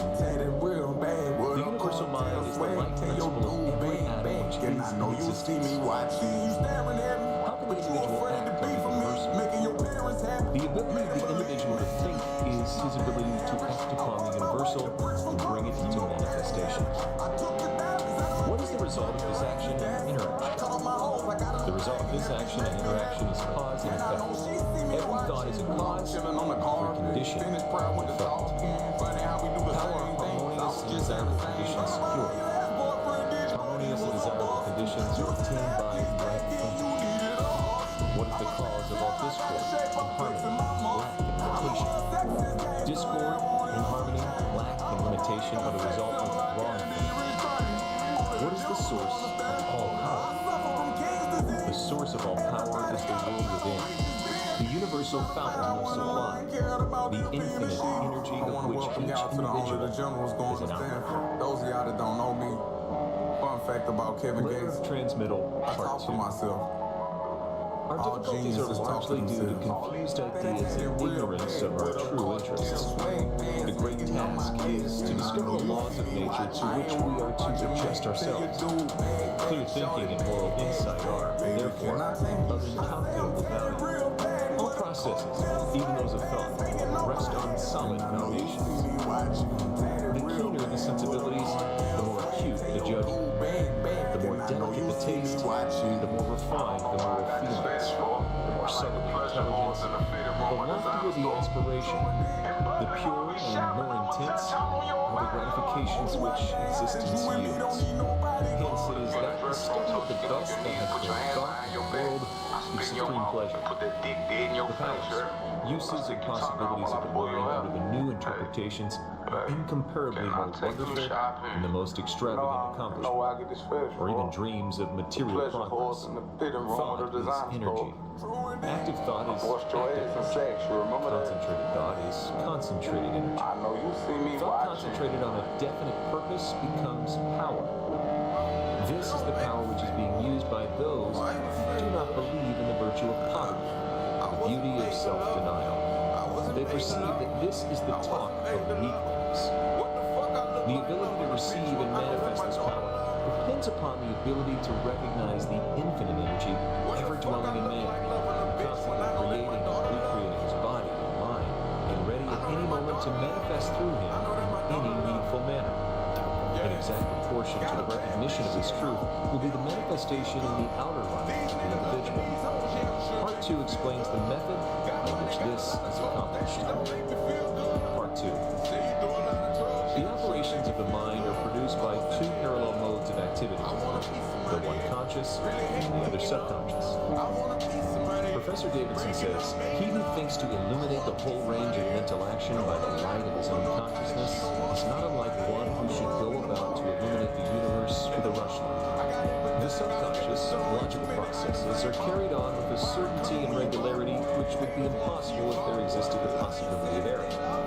Our mind is so designed that it prepares for us the most important foundations of cognition. Whilst we have not the slightest apprehension of the modus operandi, the subconscious soul, like a benevolent stranger, works and makes provision for our benefit, pouring only the mature fruits into our lap. Thus, ultimate analysis of thought processes shows that the subconscious is the theater of the most important mental phenomena. It is through the subconscious that Shakespeare must have perceived, without effort, great truths which are hidden from the conscious mind of the student. That Phidias fashioned marble and bronze, that Raphael painted Madonnas and Beethoven composed symphonies. Ease and perfection depend entirely upon the degree in which we cease to depend upon the consciousness. Playing the piano, skating, operating the typewriter, the skilled trades depend for their perfect execution on the process of the subconscious mind, the marvel of playing a brilliant piece on the piano, while at the same time conducting a vigorous conversation shows the greatness of our subconscious powers. We are all aware how dependent we are upon the subconscious. The greater, the nobler, the more brilliant our thoughts are, the more it is obvious to ourselves that the origin lies beyond our ken. We find ourselves endowed with tact, instinct, sense of the beautiful in art, music, etc., of whose origin or dwelling place we are wholly unconscious. The value of the subconscious is enormous. It inspires us. It warns us. It furnishes us with names, facts, scenes from the storehouse of memory. It directs our thoughts, tastes, and accomplishes tasks so intricate that no conscious mind, even if it had the power, has the capacity for it. We can walk at will. We can raise the arm whenever we choose to do so. We can give our attention through eye or ear to any subject of pleasure. On the other hand, we cannot stop our heartbeats nor the circulation of the blood, nor the growth of stature, nor the formation of nerve and muscle tissue, nor the building of the bones, nor many other important vital processes. If we compare these two sets of action, the one decreed by the will of the moment, and the other proceeding in majestic, rhythmic course, subject to no vascularization, but constant at every moment, we stand in awe of the latter, and ask to have the mystery explained. We see at once that these are the vital processes of our physical life, and we cannot avoid the interference that these all-important functions are designedly withdrawn from the domain of our outward will with its variations and transitions, placed in the direction of a permanent, dependable power within us. Of these two powers, the outward or changeable has been termed the conscious mind, or the objective mind, dealing with outward objects. The interior power is called the subconscious mind, or the subjective mind. And besides its work on the mental plane, it controls the regular functions which make physical life possible. It is necessary to have a clear understanding of their respective functions on the mental plane, as well as of certain other basic principles. Perceiving and operating through the 5 physical senses, conscious mind deals with the impressions and objects of the outward life. It has the faculty of discrimination, carrying with it the responsibility of choice. It has the power of reasoning, whether inductive, deductive, analytical, or syllogistic. And this power may be developed to a high degree. It is the seat of the will with all the energies that flow therefrom. Not only can it impress other minds, but it can direct the subconscious mind. In this way, the conscious mind becomes the responsible ruler and guardian of the subconscious mind. It is this high function which can completely reverse conditions in your life. It is often true that conditions of fear, worry, poverty, disease, inharmony, and evils of all kinds dominate us by reason of false suggestions accepted by the unguarded subconscious mind. All this, the trained conscious mind can entirely prevent by its vigilant protective action. It may properly be called the watchman at the gate, the great subconscious domain. One writer has expressed the chief distinction between the two phases of mind thus: conscious mind is reasoning will, subconscious mind is instinctive desire, the result of past reasoning will. The subconscious mind draws just and accurate inferences from premises furnished from outside sources. Where the premise is true, the subconscious mind reaches a faultless conclusion. But where the premise or suggestion is an error, the whole structure falls. The subconscious mind does not engage in the process of proving. It relies upon the conscious mind, the watchman at the gate, to guard it from mistaken impressions. Receiving any suggestions as true, the subconscious mind at once proceeds to act thereon in the whole domain of its tremendous field of work. The conscious mind can suggest either truth or error. If the latter, it is at the cost of wide-reaching peril to the whole being. The conscious mind ought to be on duty during every waking hour. When the watchman is off guard, or when its calm judgment is suspended, under a variety of circumstances, then the subconscious mind is unguarded and left open to suggestion from all sources. During the wild excitement of panic, during the height of anger, or the impulses of the irresponsible mob, or at any other time of unrestrained passion, the conditions are most dangerous. The subconscious mind is then open to the suggestion of fear, hatred, selfishness, greed, self-deprecation, and other negative forces derived from surrounding persons or circumstances. The result is usually unwholesome in the extreme, with effects that may endure to distress it for a long time. Hence, the great importance of guarding the subconscious mind from false impressions. The subconscious mind perceives by intuition. Hence, its processes are rapid. It does not wait for the slow methods of conscious reasoning. In fact, it cannot The subconscious mind never sleeps, never rests, any more than does your heart or your blood. It has been found that by plainly stating to the subconscious mind certain specific things to be accomplished, forces are set in operation that lead to the result desired. Here, then, is a source of power which places us in touch with omnipotence. Herein is a deep principle which is well worth our most earnest study. The operation of this law is interesting. Those who put it into operation find that when they go out to meet the person with whom they anticipate a difficult interview, lo, something has been there before them and dissolved the supposed differences. Everything has changed. All is harmonious. They find that when some difficult business problem presents itself, they can afford to make delay. Something suggests the proper solution. Everything is properly arranged. In fact, those who have learned to trust the subconscious find that they have infinite resources at their command. The subconscious mind is the seat of our principles and our aspirations. It is the fount of our artistic and altruistic ideals. These instincts can only be overthrown by an elaborate, gradual process of undermining the innate principles. The subconscious mind cannot argue controversially. Hence, if it has accepted wrong suggestions, the sure method of overcoming them is by the use of strong counter-suggestion, frequently repeated, which the mind must accept, thus eventually forming new and healthy habits of thought and life. The subconscious mind is the seat of habit. That which we do over and over becomes mechanical. It's no longer an active judgment, but has worn its deep grooves in the subconscious mind. This is favorable for us if the habit be wholesome and right. If it be harmful and wrong, the remedy is to recognize the omnipotence of the subconscious mind and suggest present and actual freedom. The subconscious being creative, one with our divine source, will at once rule the freedom suggested. To sum up, the normal functions of the subconscious on the physical side have to do with the regular and vital processes, with the preservation of life and the restoration of health, with the care of offspring, which includes an instinctive desire to preserve all life and improve conditions generally. On the mental side, it is the storehouse of memory.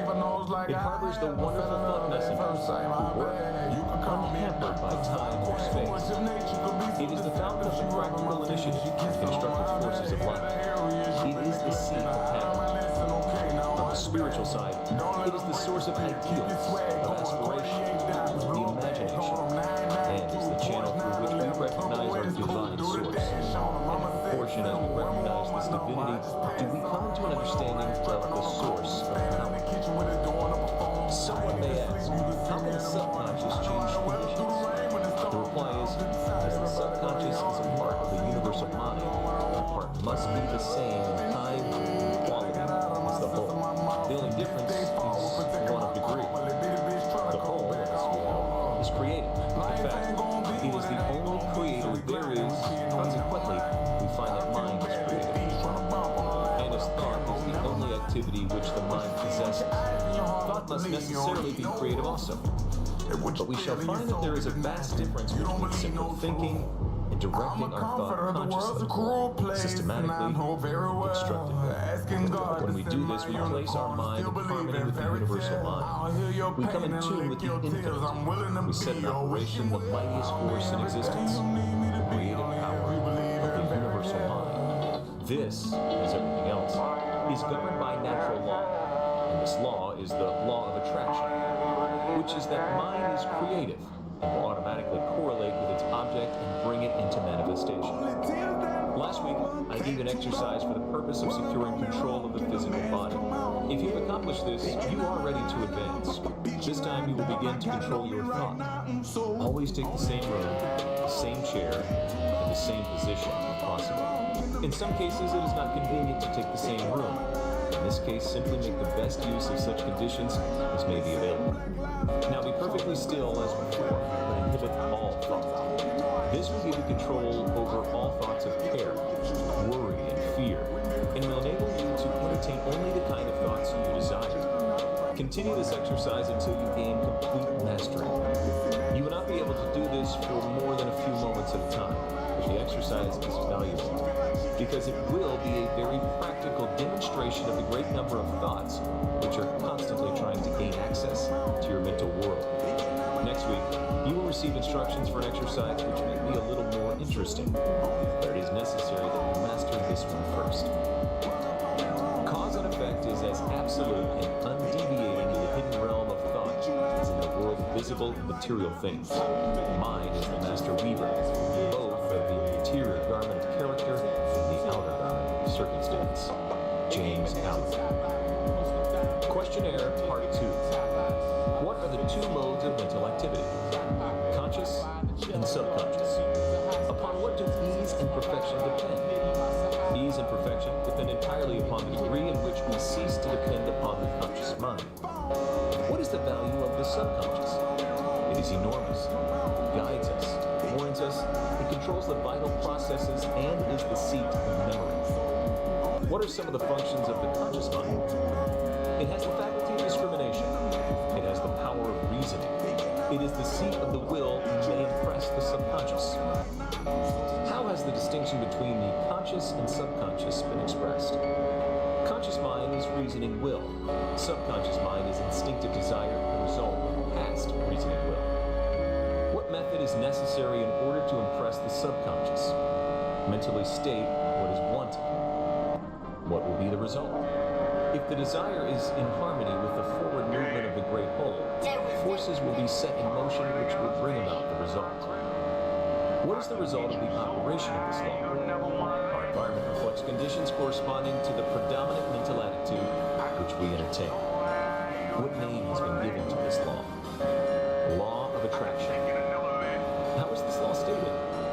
Thought is a creative energy. It will automatically correlate with its object and bring it into manifestation. Letter of transmittal, Part 3. You have found that the individual may act on the universal, and that the result of his action and interaction is cause and effect. Thought, therefore, is the cause, and the experiences with which you meet in life are the effect. Eliminate, therefore, any possible tendency to complain of conditions as they have been, or as they are, because it rests with you to change them, and make them what you would like them to be. Direct your effort to a realization of the mental resources, always at your command, from which all real and lasting power comes. Persistence practice till you come to a realization of the fact that there can be no failure in the accomplishment of any proper object in life if you but understand your power and persist in your object. Because the mind forces are ever ready to lend themselves to a purposeful will, the effort to crystallize thought and desire into actions, events, and conditions. Whereas in the beginning of each function of life and each action is the result of conscious thought, the habitual actions become automatic, and the thought that controls them passes into the realm of the subconscious. Yet, it is just as intelligent as before. It is necessary that it become automatic or subconscious, in order that the self-conscious mind may attain to other things. The new actions will, however, in their turn, become habitual, then automatic, then subconscious, in order that the mind again may be freed from this detail and advance to still other activities. When you realize this, you will have found a source of power which will enable you to take care of any situation in life which may develop. Part 3. The necessary interaction of the conscious and subconscious mind requires a similar interaction between the corresponding systems of nerves. Judge Troward indicates the very beautiful method in which this interaction is effected. He says, the cerebrospinal system is the organ of the conscious mind, and the sympathetic is the organ of the subconscious. The cerebrospinal is the channel through which we receive conscious perception from the physical senses and exercise control over the movements of the body. This system of nerves has its center in the brain. The sympathetic system has its center in a ganglionic mass at the back of the stomach known as the solar plexus. It is the channel of the mental action which unconsciously supports the vital functions of the body. The connection connection between the two systems is made by the vagus nerve, which passes out of the cerebral region as a portion of the voluntary system to the thorax, sending out branches to the heart and lungs, and finally passing through the diaphragm. It loses its outer coating and becomes identified with the nerves of the sympathetic system, so forming a connecting link between the two and making man physically a single entity. We have seen that every thought is received by the brain, which is the organ of the conscious. It is here subjected to our power of reasoning. When the objective mind has been satisfied that the thought is true, it is sent to the solar plexus, or the brain of the subjective mind, to be made into our flesh, to be brought forth into the world as a reality. It is then no longer susceptible to any argument whatever. The subconscious mind cannot argue. It only acts. It accepts the conclusions of the objective mind as final. The solar plexus has been likened to the sun of the body, because it is a central point of distribution for the energy which the body is constantly generating.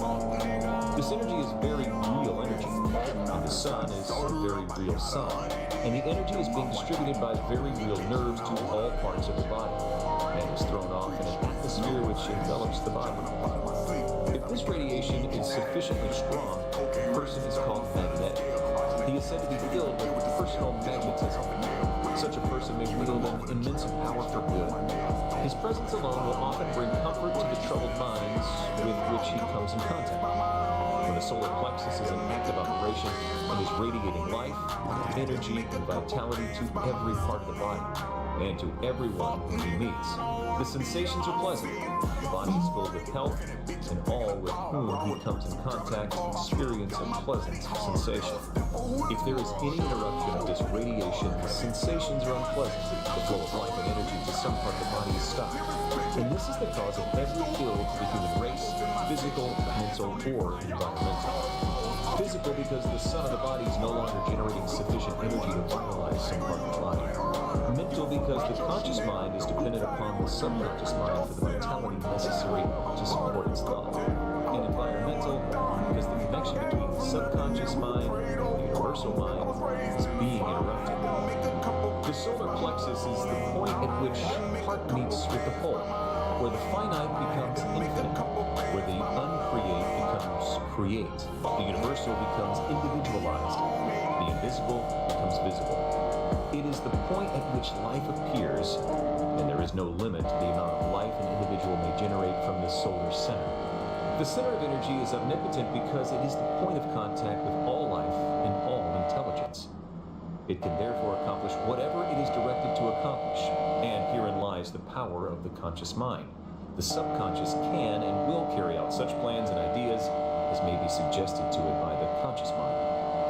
Conscious thought, then, is master of this sun center from which life and energy of the entire body flows. The quality of the thought which we entertain determines the quality of the thought which this sun will radiate. The character of the thought which our conscious mind entertains will determine the character of the thought which this sun will radiate. And the nature of the thought which our conscious mind entertains will determine the nature of thought which this sun will radiate. Consequently, will determine the nature of the experience which will result. It is evident, therefore, that all we have to do is let our light shine. The more energy we can radiate, the more rapidly shall we be enabled to transmute undesirable conditions into sources of pleasure and profit. The important question, then, is how to let this light shine, how to generate this energy. Non-resistant thought expands the solar plexus. Resistant thought contracts it. Pleasant thought expands it. Unpleasant thought contracts it. Thoughts of courage, power, confidence, hope all produce a corresponding state. But the one arch enemy of the solar plexus, which must be absolutely destroyed before there is any possibility of letting any light shine, is fear. This enemy must be completely destroyed. He must be eliminated. He must be expelled forever. He is the cloud which hides the sun, which causes a perpetual gloom. It is this personal devil which makes men fear the past, present, and the future. Fear themselves, their friends, their enemies. Fear everything and everybody. When fear is effectually and completely destroyed, your light will shine. The clouds will disperse. You will have found the source of power, energy, and life. When you find that you are really one with the infinite power,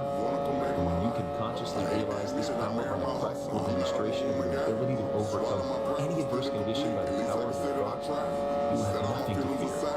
Fear will have been destroyed, and you will have come into possession of your birthright. It is our attitude of mind toward life which determines the experiences with which we are to meet. If we expect nothing, we shall have nothing. If we demand much, we shall receive the greater portion. The world is harsh only as we fail to assert ourselves. Criticism of the world is bitter only to those who cannot compel room for their ideas. It is fear of this criticism that causes many ideas to fail to see the light of day. But the man who knows that he has a solar plexus will not fear criticism or anything else. He will be too busy radiating courage, confidence, and power. He will anticipate success by his mental attitude. He will pound barriers to pieces and leap over the chasm of doubts and hesitation which fear places in his path. A knowledge of our ability to consciously radiate health, strength, and harmony will bring us into a realization that there is nothing to fear because we are in touch with infinite strength. This knowledge can be gained only by making practical application of this information. We learn by doing. Thought practice, the athlete becomes powerful. As the following statement is of considerable importance, I will put it in several ways, so that you cannot fail to get the full significance of it. If you are religiously inclined, I would say, you can let your light shine. If your mind has a bias toward physical science, I would say, you can wake the solar plexus. Or, if you prefer the strictly scientific interpretation, I will say that you can impress your subconscious mind. I have already told you what the result of this impression will be. It is the method in which you are now interested. You have already learned that the subconscious is intelligent and that it is creative and responsive to the will of the conscious mind. What then is the most natural way of making the desired impression? Mentally concentrate on the object of your desire. When you are concentrating, you are compressing the subconscious. This is not the only way, but it is a simple and effective way, the most direct way. Consequently, the way in which the best results are secured. It is the method which is producing such extraordinary results that many think that miracles are being accomplished. It is the method by which every great inventor, every great financier, every great statesman has been enabled to convert the subtle and invisible force of desire, faith, and confidence into actual, tangible, concrete facts in the objective world. Slapped in the face, bitch, okay. How did you bitch that winning this race? Trust no one, bitch, call no brother. Bitch, ain't think you're a damn right brother. Stupid ass soul, trying to get up. Then I back seat, so keep it on one. You can't take up, what's so good? So make it this in the bitch on the side. Made love outside in the car. Eat dick while I twist in the car. You a lady in the streets, don't know what you mean to me, and I'm pretty much what you sure. But every time you're around me, baby, make love, I drive you crazy. Ride smooth like a Mercedes, and I walk you like the bitch that you are. The subconscious mind is a part of the universal mind. The universal is the creative principle of the universe. A part must be the same in kind and quality as the whole. This means that this creative power is absolutely unlimited. It is not bound by a precedent of any kind, and consequently has no prior existing pattern by which to apply its constructive principle.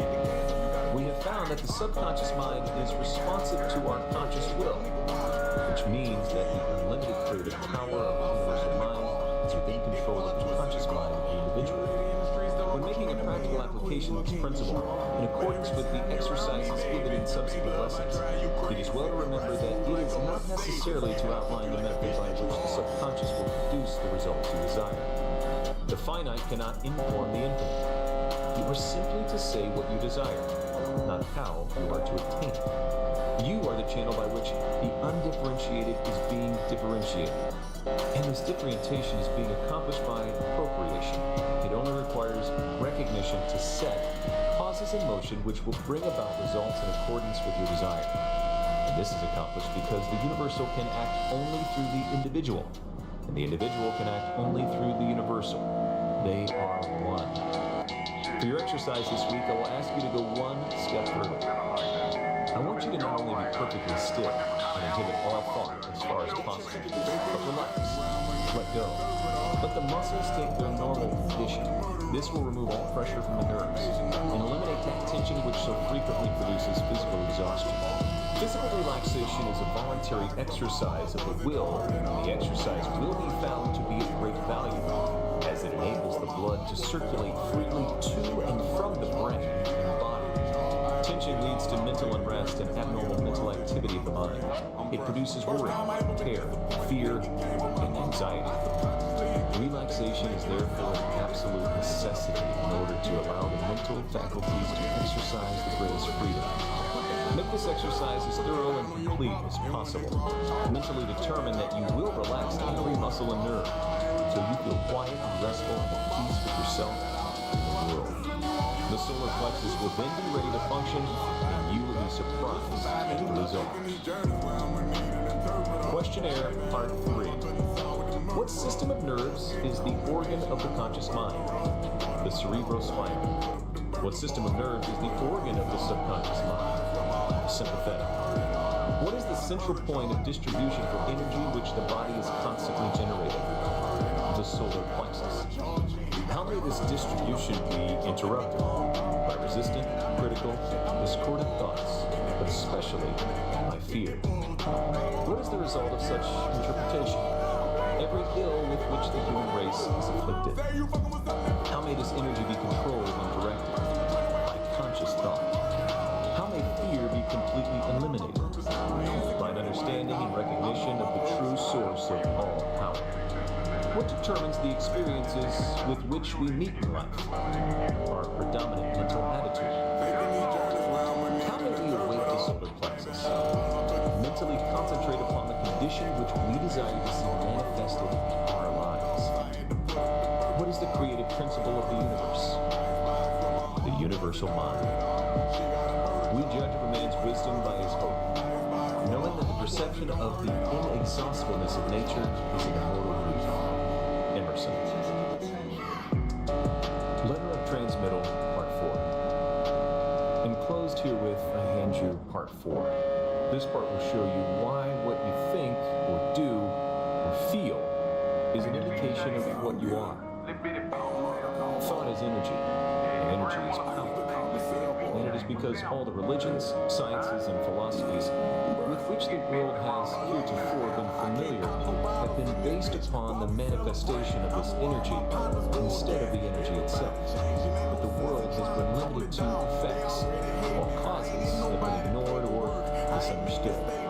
For this reason, we have God and the devil in religion, positive and negative in science, and good and bad in philosophy. The master key reverses the process. It is interested only in cause. The letters received from students tell a marvelous story. They indicate conclusively that students are finding the cause whereby they may secure for themselves health, harmony, abundance, and whatever else may be necessary for their welfare and happiness. Life is expressive, and it is our business to express ourselves harmoniously and constructively. Sorrow, misery, unhappiness, disease, and poverty are not necessities, and we are constantly eliminating. But this process of eliminating consists in rising above, beyond limitation of any kind. He who has strengthened and purified his thought need not concern himself about microbes, and he who has come to an understanding of the law of abundance will go at once to the source of supply. It is thus that fate, fortune, and destiny will be controlled as readily as a captain controls his ship, or an engineer his train. Part 4. The I of you is not the physical body. It is simply an instrument which the I uses to carry out its purposes. The I cannot be the mind. The mind is simply another instrument which the I uses with which to think, reason, and plan. The I must be something which controls and directs both the body and the mind. Something which determines what they shall do and how they shall act. When you come into a realization of the true nature of this I, you will enjoy a sense of power which you have never before known. Your personality is made up of countless individual characteristics, peculiarities, habits, and traits of character. These are the result of your former method of thinking, but they have nothing to do with the real I. When you say, I think, the I tells the mind what it shall think. When you you say, I go, the eye tells the physical body where it shall go. The real nature of this eye is spiritual, and is the source of the real power which comes to men and women when they come into a realization of their true nature. The greatest and most marvelous power which this eye has been given is the power to think. But few people know how to think constructively or correctly. Consequently, they achieve only indifferent results. Most people allow their thoughts to dwell on selfish purposes, the inevitable result of an infantile mind. When a mind becomes sure, it understands that the germ of defeat is in every selfish thought. The trained mind knows that every transaction must benefit every person who is in any way connected with the transaction. And any attempt to profit by the weakness, ignorance, or necessity of another will inevitably operate to his disadvantage. This is because the individual is part of the universal. The part cannot antagonize any other part, but, on the contrary, the welfare of each part depends upon a recognition of the interest of the whole. Those who recognize this principle have a great advantage in the affairs of life. They do not wear themselves out. They can eliminate vagrant thoughts with faculty. They can readily concentrate to the highest possible degree on any subject. They do not waste time, money, on objects which can be of no possible benefit to them. If you cannot do these things, it is because you have thus far not made the necessary effort. Now is the time to make the effort. The result will be exactly in proportion to the effort expended. One of the strongest affirmations which you can use for the purpose of strengthening the will, realizing the power to accomplish, is, I can be what I will to be. Every time you repeat it, realize who and what this I is. Try to come into a thorough understanding of the true nature of the I. If you do, you will become invincible. That is, provided that your objects and purposes are constructive, and are therefore in harmony with the creative principle of the universe. If you make use of this affirmation, use it continuously, night and morning, as often during the day as you think of it, and continue to do so until it becomes part of you. Form the habit. Unless you do this, you had better not start at all, because modern psychology tells us that when we start something and do not complete it, and make a resolution and do not keep it, we are forming the habit of failure. Absolute, ignominious failure. If you do not intend to do a thing, do not start. If you do start, see it through, even if the heavens fall. If you make up your mind to do something, do it. Let nothing, no one interfere. The I in you has determined. The thing is settled. The die is cast. There is no longer any argument. If you carry out this idea, beginning with small things which you know you can control and gradually increase the effort, but never under any circumstances allowing your I to be overruled, you will find that you can eventually control yourself. And many men and women have found to their sorrow that it is easier to control a kingdom than to control themselves. But when you have learned to control yourself, you will have found the world within, which controls the world without. You will have become irresistible. Men and things will respond to your every wish without any apparent effort on your part. This is not so strange or impossible as it may appear when you remember that the world within is controlled by the I, and that this I is a part or one with the infinite I, which is the universal energy or spirit, usually called God. This is not a mere statement or theory made for the purpose of confirming or establishing an idea, but it is a fact which has been accepted by the best religious thought as well as the best scientific thought. Herbert Spencer says, amid all the mysteries by which we are surrounded, nothing is more certain than that we are ever in the presence of an infinite and eternal energy from which all things proceed. Lyman Abbott, in an address delivered before the alumni of Bangor Theological Seminary, said, we are coming to think of God as dwelling in man rather than as operating on man from without. Science goes a little way in its search and stops. Science finds the ever-present eternal energy, but religion finds the power behind this energy and locates it within man. But this is by no means a new discovery. Bible says exactly the same thing, and the language is just as plain and convincing. Know ye not that ye are the temple of the living God? Here then is the secret of the wonderful creative power of the world within. Here is the secret of power, of mastery. To overcome does not mean to go without things. Self-denial is not success. We cannot give unless we get. We cannot be helpful unless we are strong. The infinite is not a bankrupt. We who are the representatives of infinite power should not be bankrupts either. And if we wish to be of service to others, we must have power and more power. But to get it, we must give it. We must be of service. The more we give, the more we shall get. We must become a channel whereby the universal can express activity. The universal is constantly seeking to express itself, to be of service, and it seeks the channel whereby it can find the greatest activity, where it can do the most good, where it can be of greatest service to mankind. The universal cannot express through you as long as you are busy with your plans, your own purposes. Quiet the senses, seek inspiration, focus the mental activity on the within. Dwell in the consciousness of your unity with omnipotence. Still water runs deep. Contemplate the multitudinous opportunities to which you have spiritual access by the omnipresence of power. Visualize the events, circumstances, and conditions which these spiritual connections may assist in manifesting. Realize the fact that the essence and soul of all things is spiritual, and that the spiritual is the real, because it is the life of all there is. The spirit is gone, the life is gone, it is dead, it has ceased to exist. These mental activities pertain to the world within, the world of cause, conditions, and circumstances, which results are the effect. It is thus that you become a creator. This is important work, and the higher, loftier, grander, and more noble ideals which you can conceive, the more important the works they become.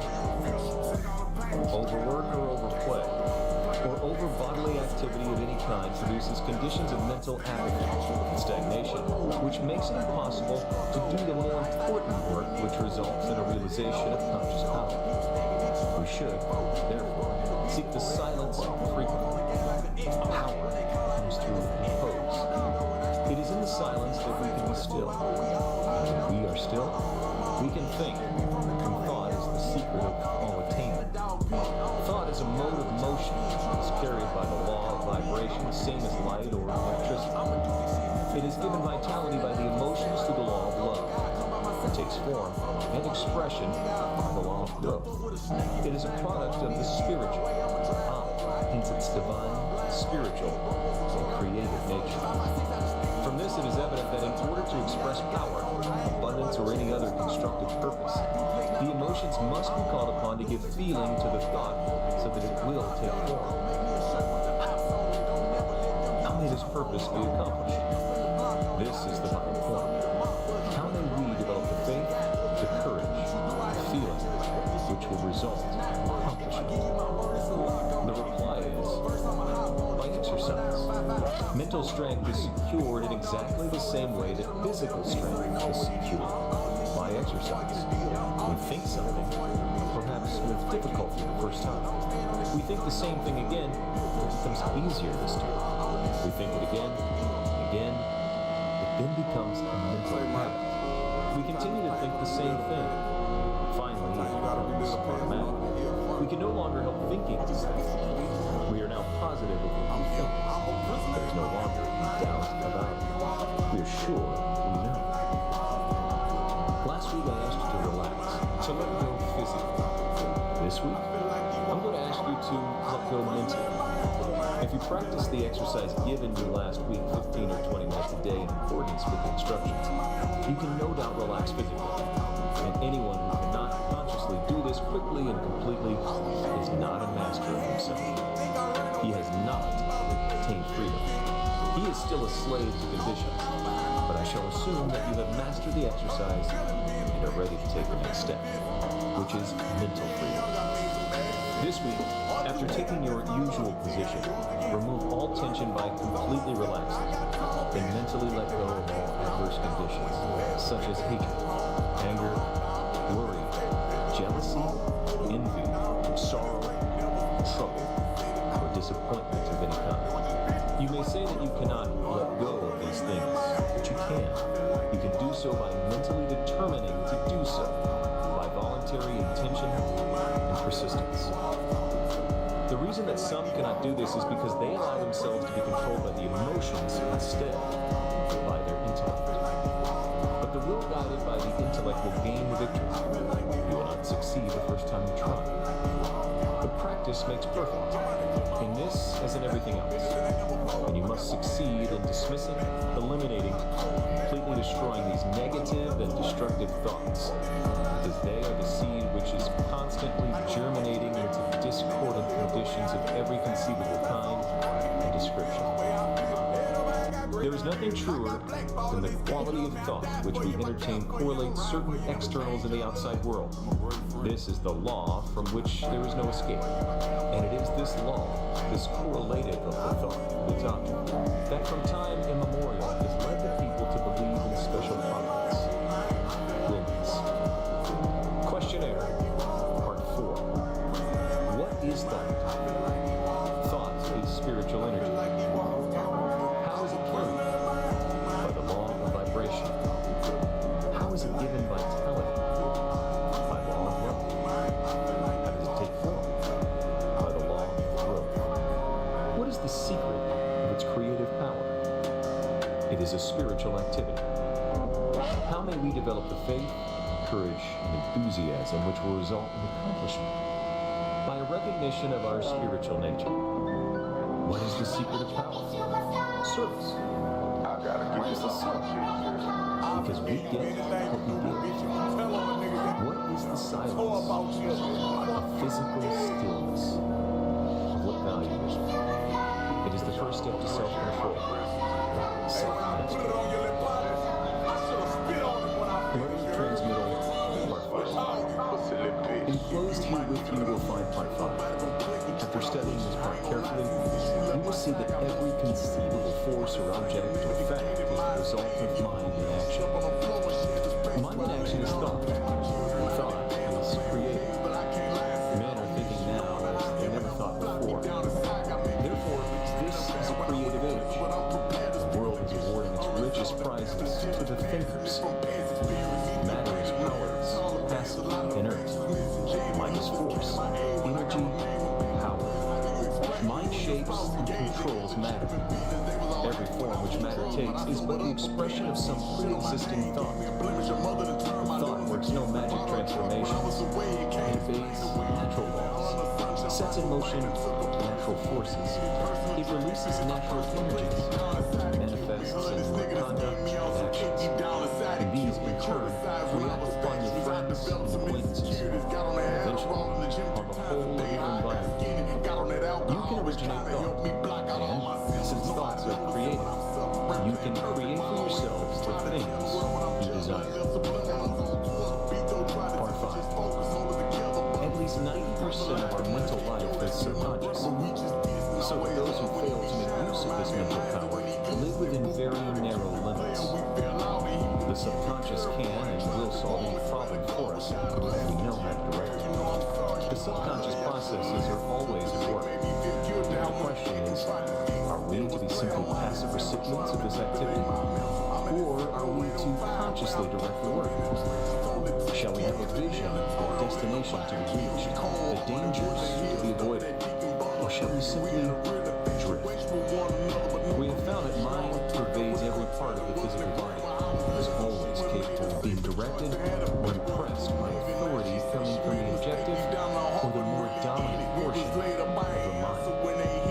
The mind which pervades the body is largely the result of heredity, which, in turn, is simply the result of all the environments of all past generations, unresponsive and ever-moving by its forces. An understanding of this fact will enable us to use our authority when we find some undesirable trait of character manifested. We can consciously use all the desirable characteristics with which we have been provided, and we can repress and refuse to allow the undesirable ones to manifest. Again, this This mind which pervades our physical body is not only the result of hereditary tendencies, but is the result of home, business, and social environment, where countless thousands of impressions, ideas, prejudices, and similar thoughts are received.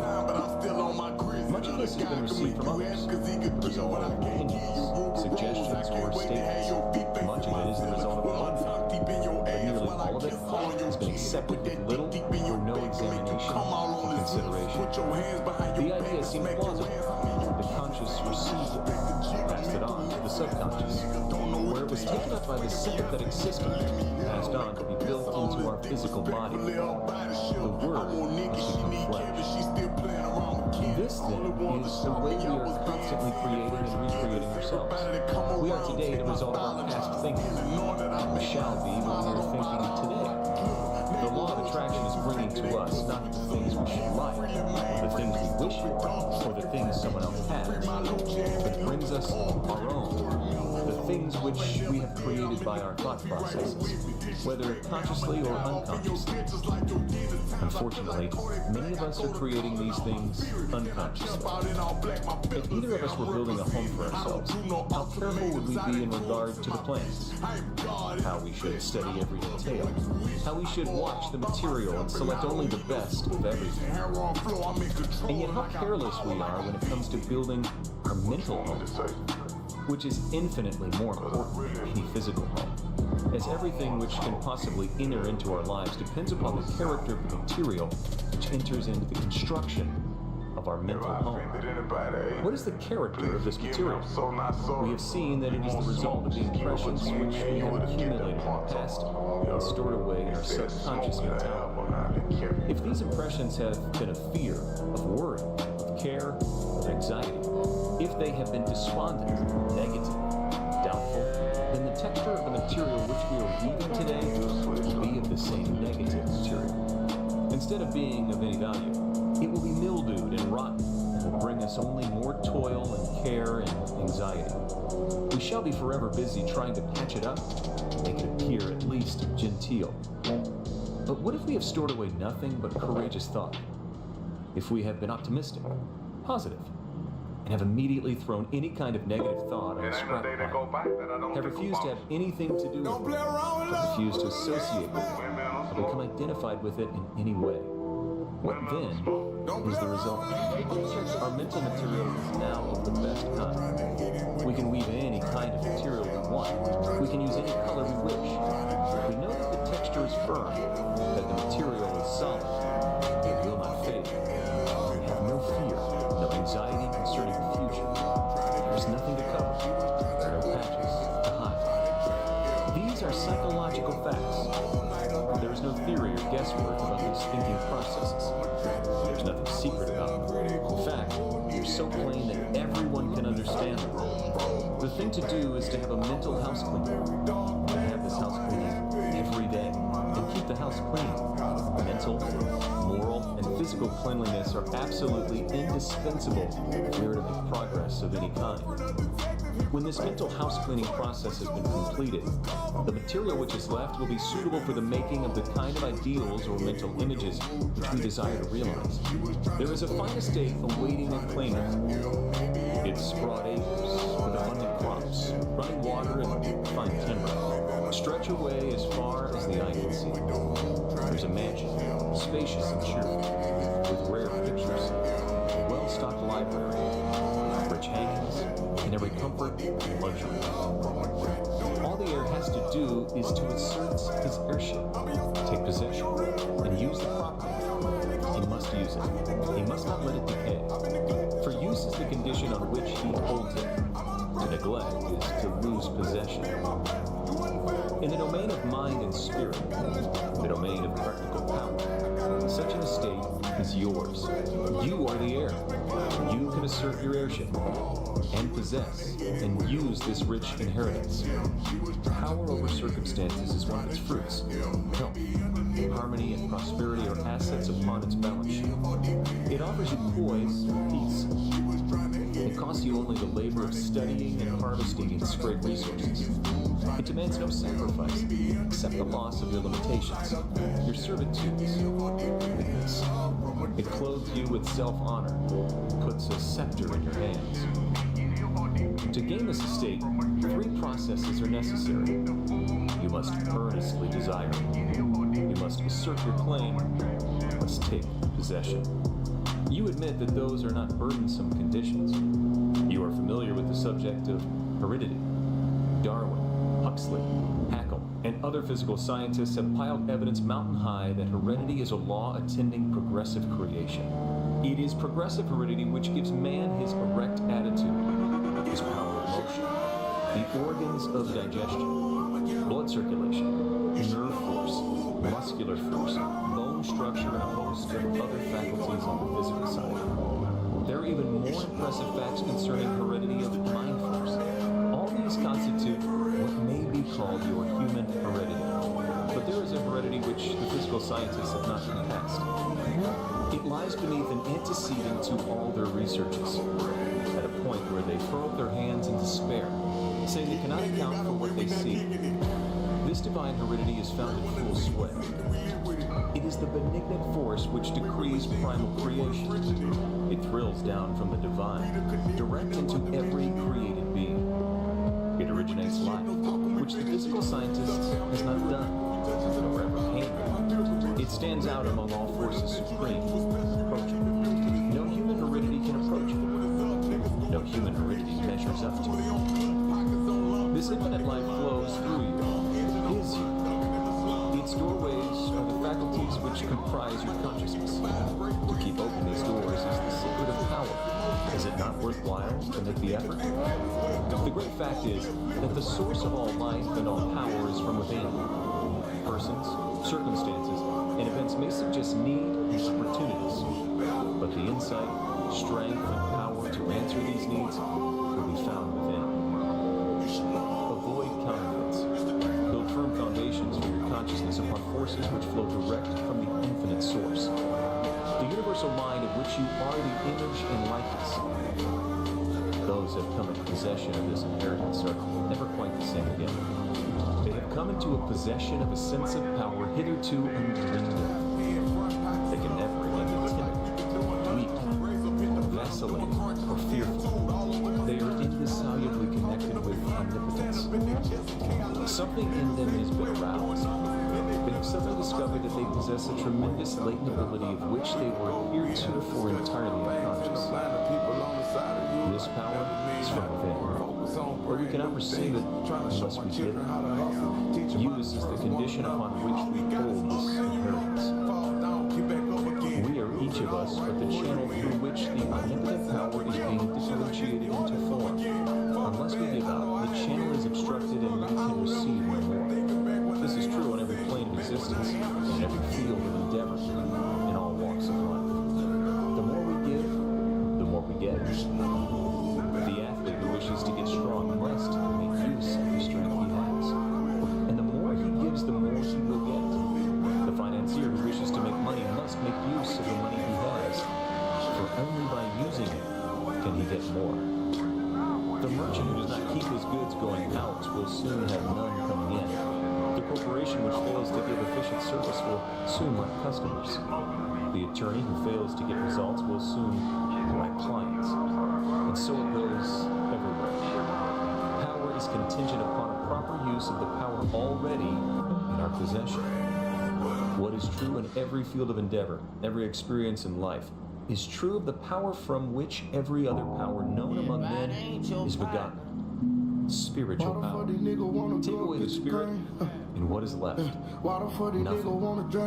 If then the spirit is all there is, upon the recognition of this fact must depend the ability to demonstrate all power, whether physical, mental, or spiritual. All possession is the result of the accumulative attitude of mind, or the money consciousness. This is the magic wand which will enable you to receive the idea and formulate plans for you to execute. And you will find as much pleasure in the execution as in the satisfaction of attainment and achievement. Now, go to your room, take the same seat, the same position as heretofore. Mentally select a place which has pleasant associations. Make a complete mental picture of it. See the building, the grounds, the trees, friends, associations. Everything complete. First, you'll find yourself thinking of everything under the sun, except the ideal upon which you desire to concentrate. Do not let that discourage you. Persistence will win, but persistence requires that you practice these exercises every day without fail. Questionnaire, Part 5. What proportion of our mental life is subconscious? At least 95%. Is this vast mental storehouse generally utilized? No. Why not?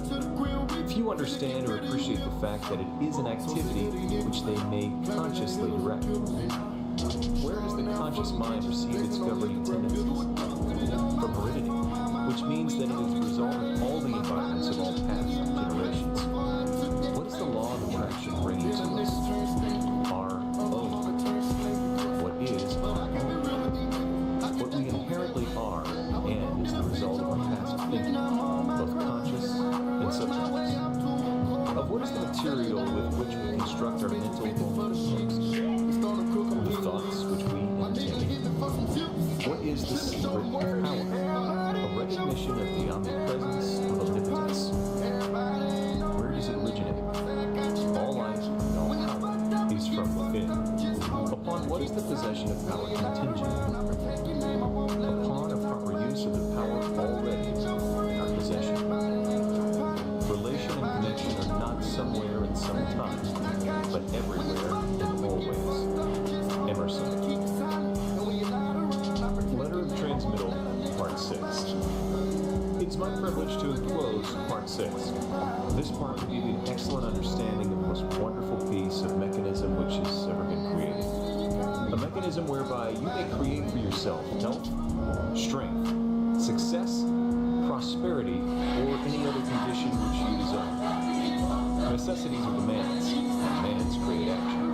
Actions bring about results. The process of evolution is constantly building our tomorrows out of our todays. Individual development, like universal development, must be gradual with ever-increasing capacity and volume. The knowledge that if we infringe upon the rights of others, we become moral thorns and find ourselves entangled every turn of the road, should be an indication that success is contingent upon the highest moral ideal, which is the greatest good to the greatest number. Aspiration, desire, and harmonious relations constantly and persistently maintained will accomplish results. The greatest hindrance is erroneous, fixed ideas. To be in tune with eternal truth, we must possess poise and harmony within. In order to receive intelligence, the receiver must be in tune with the transmitter. Thought is a product of mind, and mind is creative.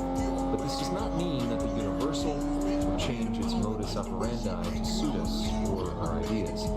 But it does mean that we can come into harmonious relationship with the universal. And when we have accomplished this, we may ask anything to which we are entitled. The way will be made plain. Part 6. The universal mind is so wonderful that it is difficult to understand its utilitarian powers and possibilities and its unlimited producing effects. We have found that this mind is not only all intelligence, but all substance. How, then, is it to be differentiated in form? How are we to secure the effect which we desire? Ask an electrician what the effect of electricity will be. He will reply that electricity is a form of motion. Its effect will depend upon the mechanism to which it is attached. Upon this mechanism will depend whether we shall have heat, light, power, music, or any of the other marvelous demonstrations of power to which this vital energy has been harnessed. What effect can be produced by thought? The reply is that thought is mind in motion, just as wind is air in motion, and this effect will depend entirely on the mechanism to which it is attached. Here, then, is the secret of all mental power. It depends entirely on the mechanism which we attach. What is this mechanism? You know something of the mechanism which has been invented by Edison, Bell, Marconi, and other electrical wizards. by which place and space and time have become only figures of speech. But did you ever stop to think that a mechanism which has been given you for transforming the universal, omnipresent, potential power was invented by a greater inventor than Edison? We are accustomed to examining the mechanism of the implements which we use for tilling the soil, and we try to get an understanding of the mechanism of the automobile which we drive. But most of us are content to remain in absolute ignorance of the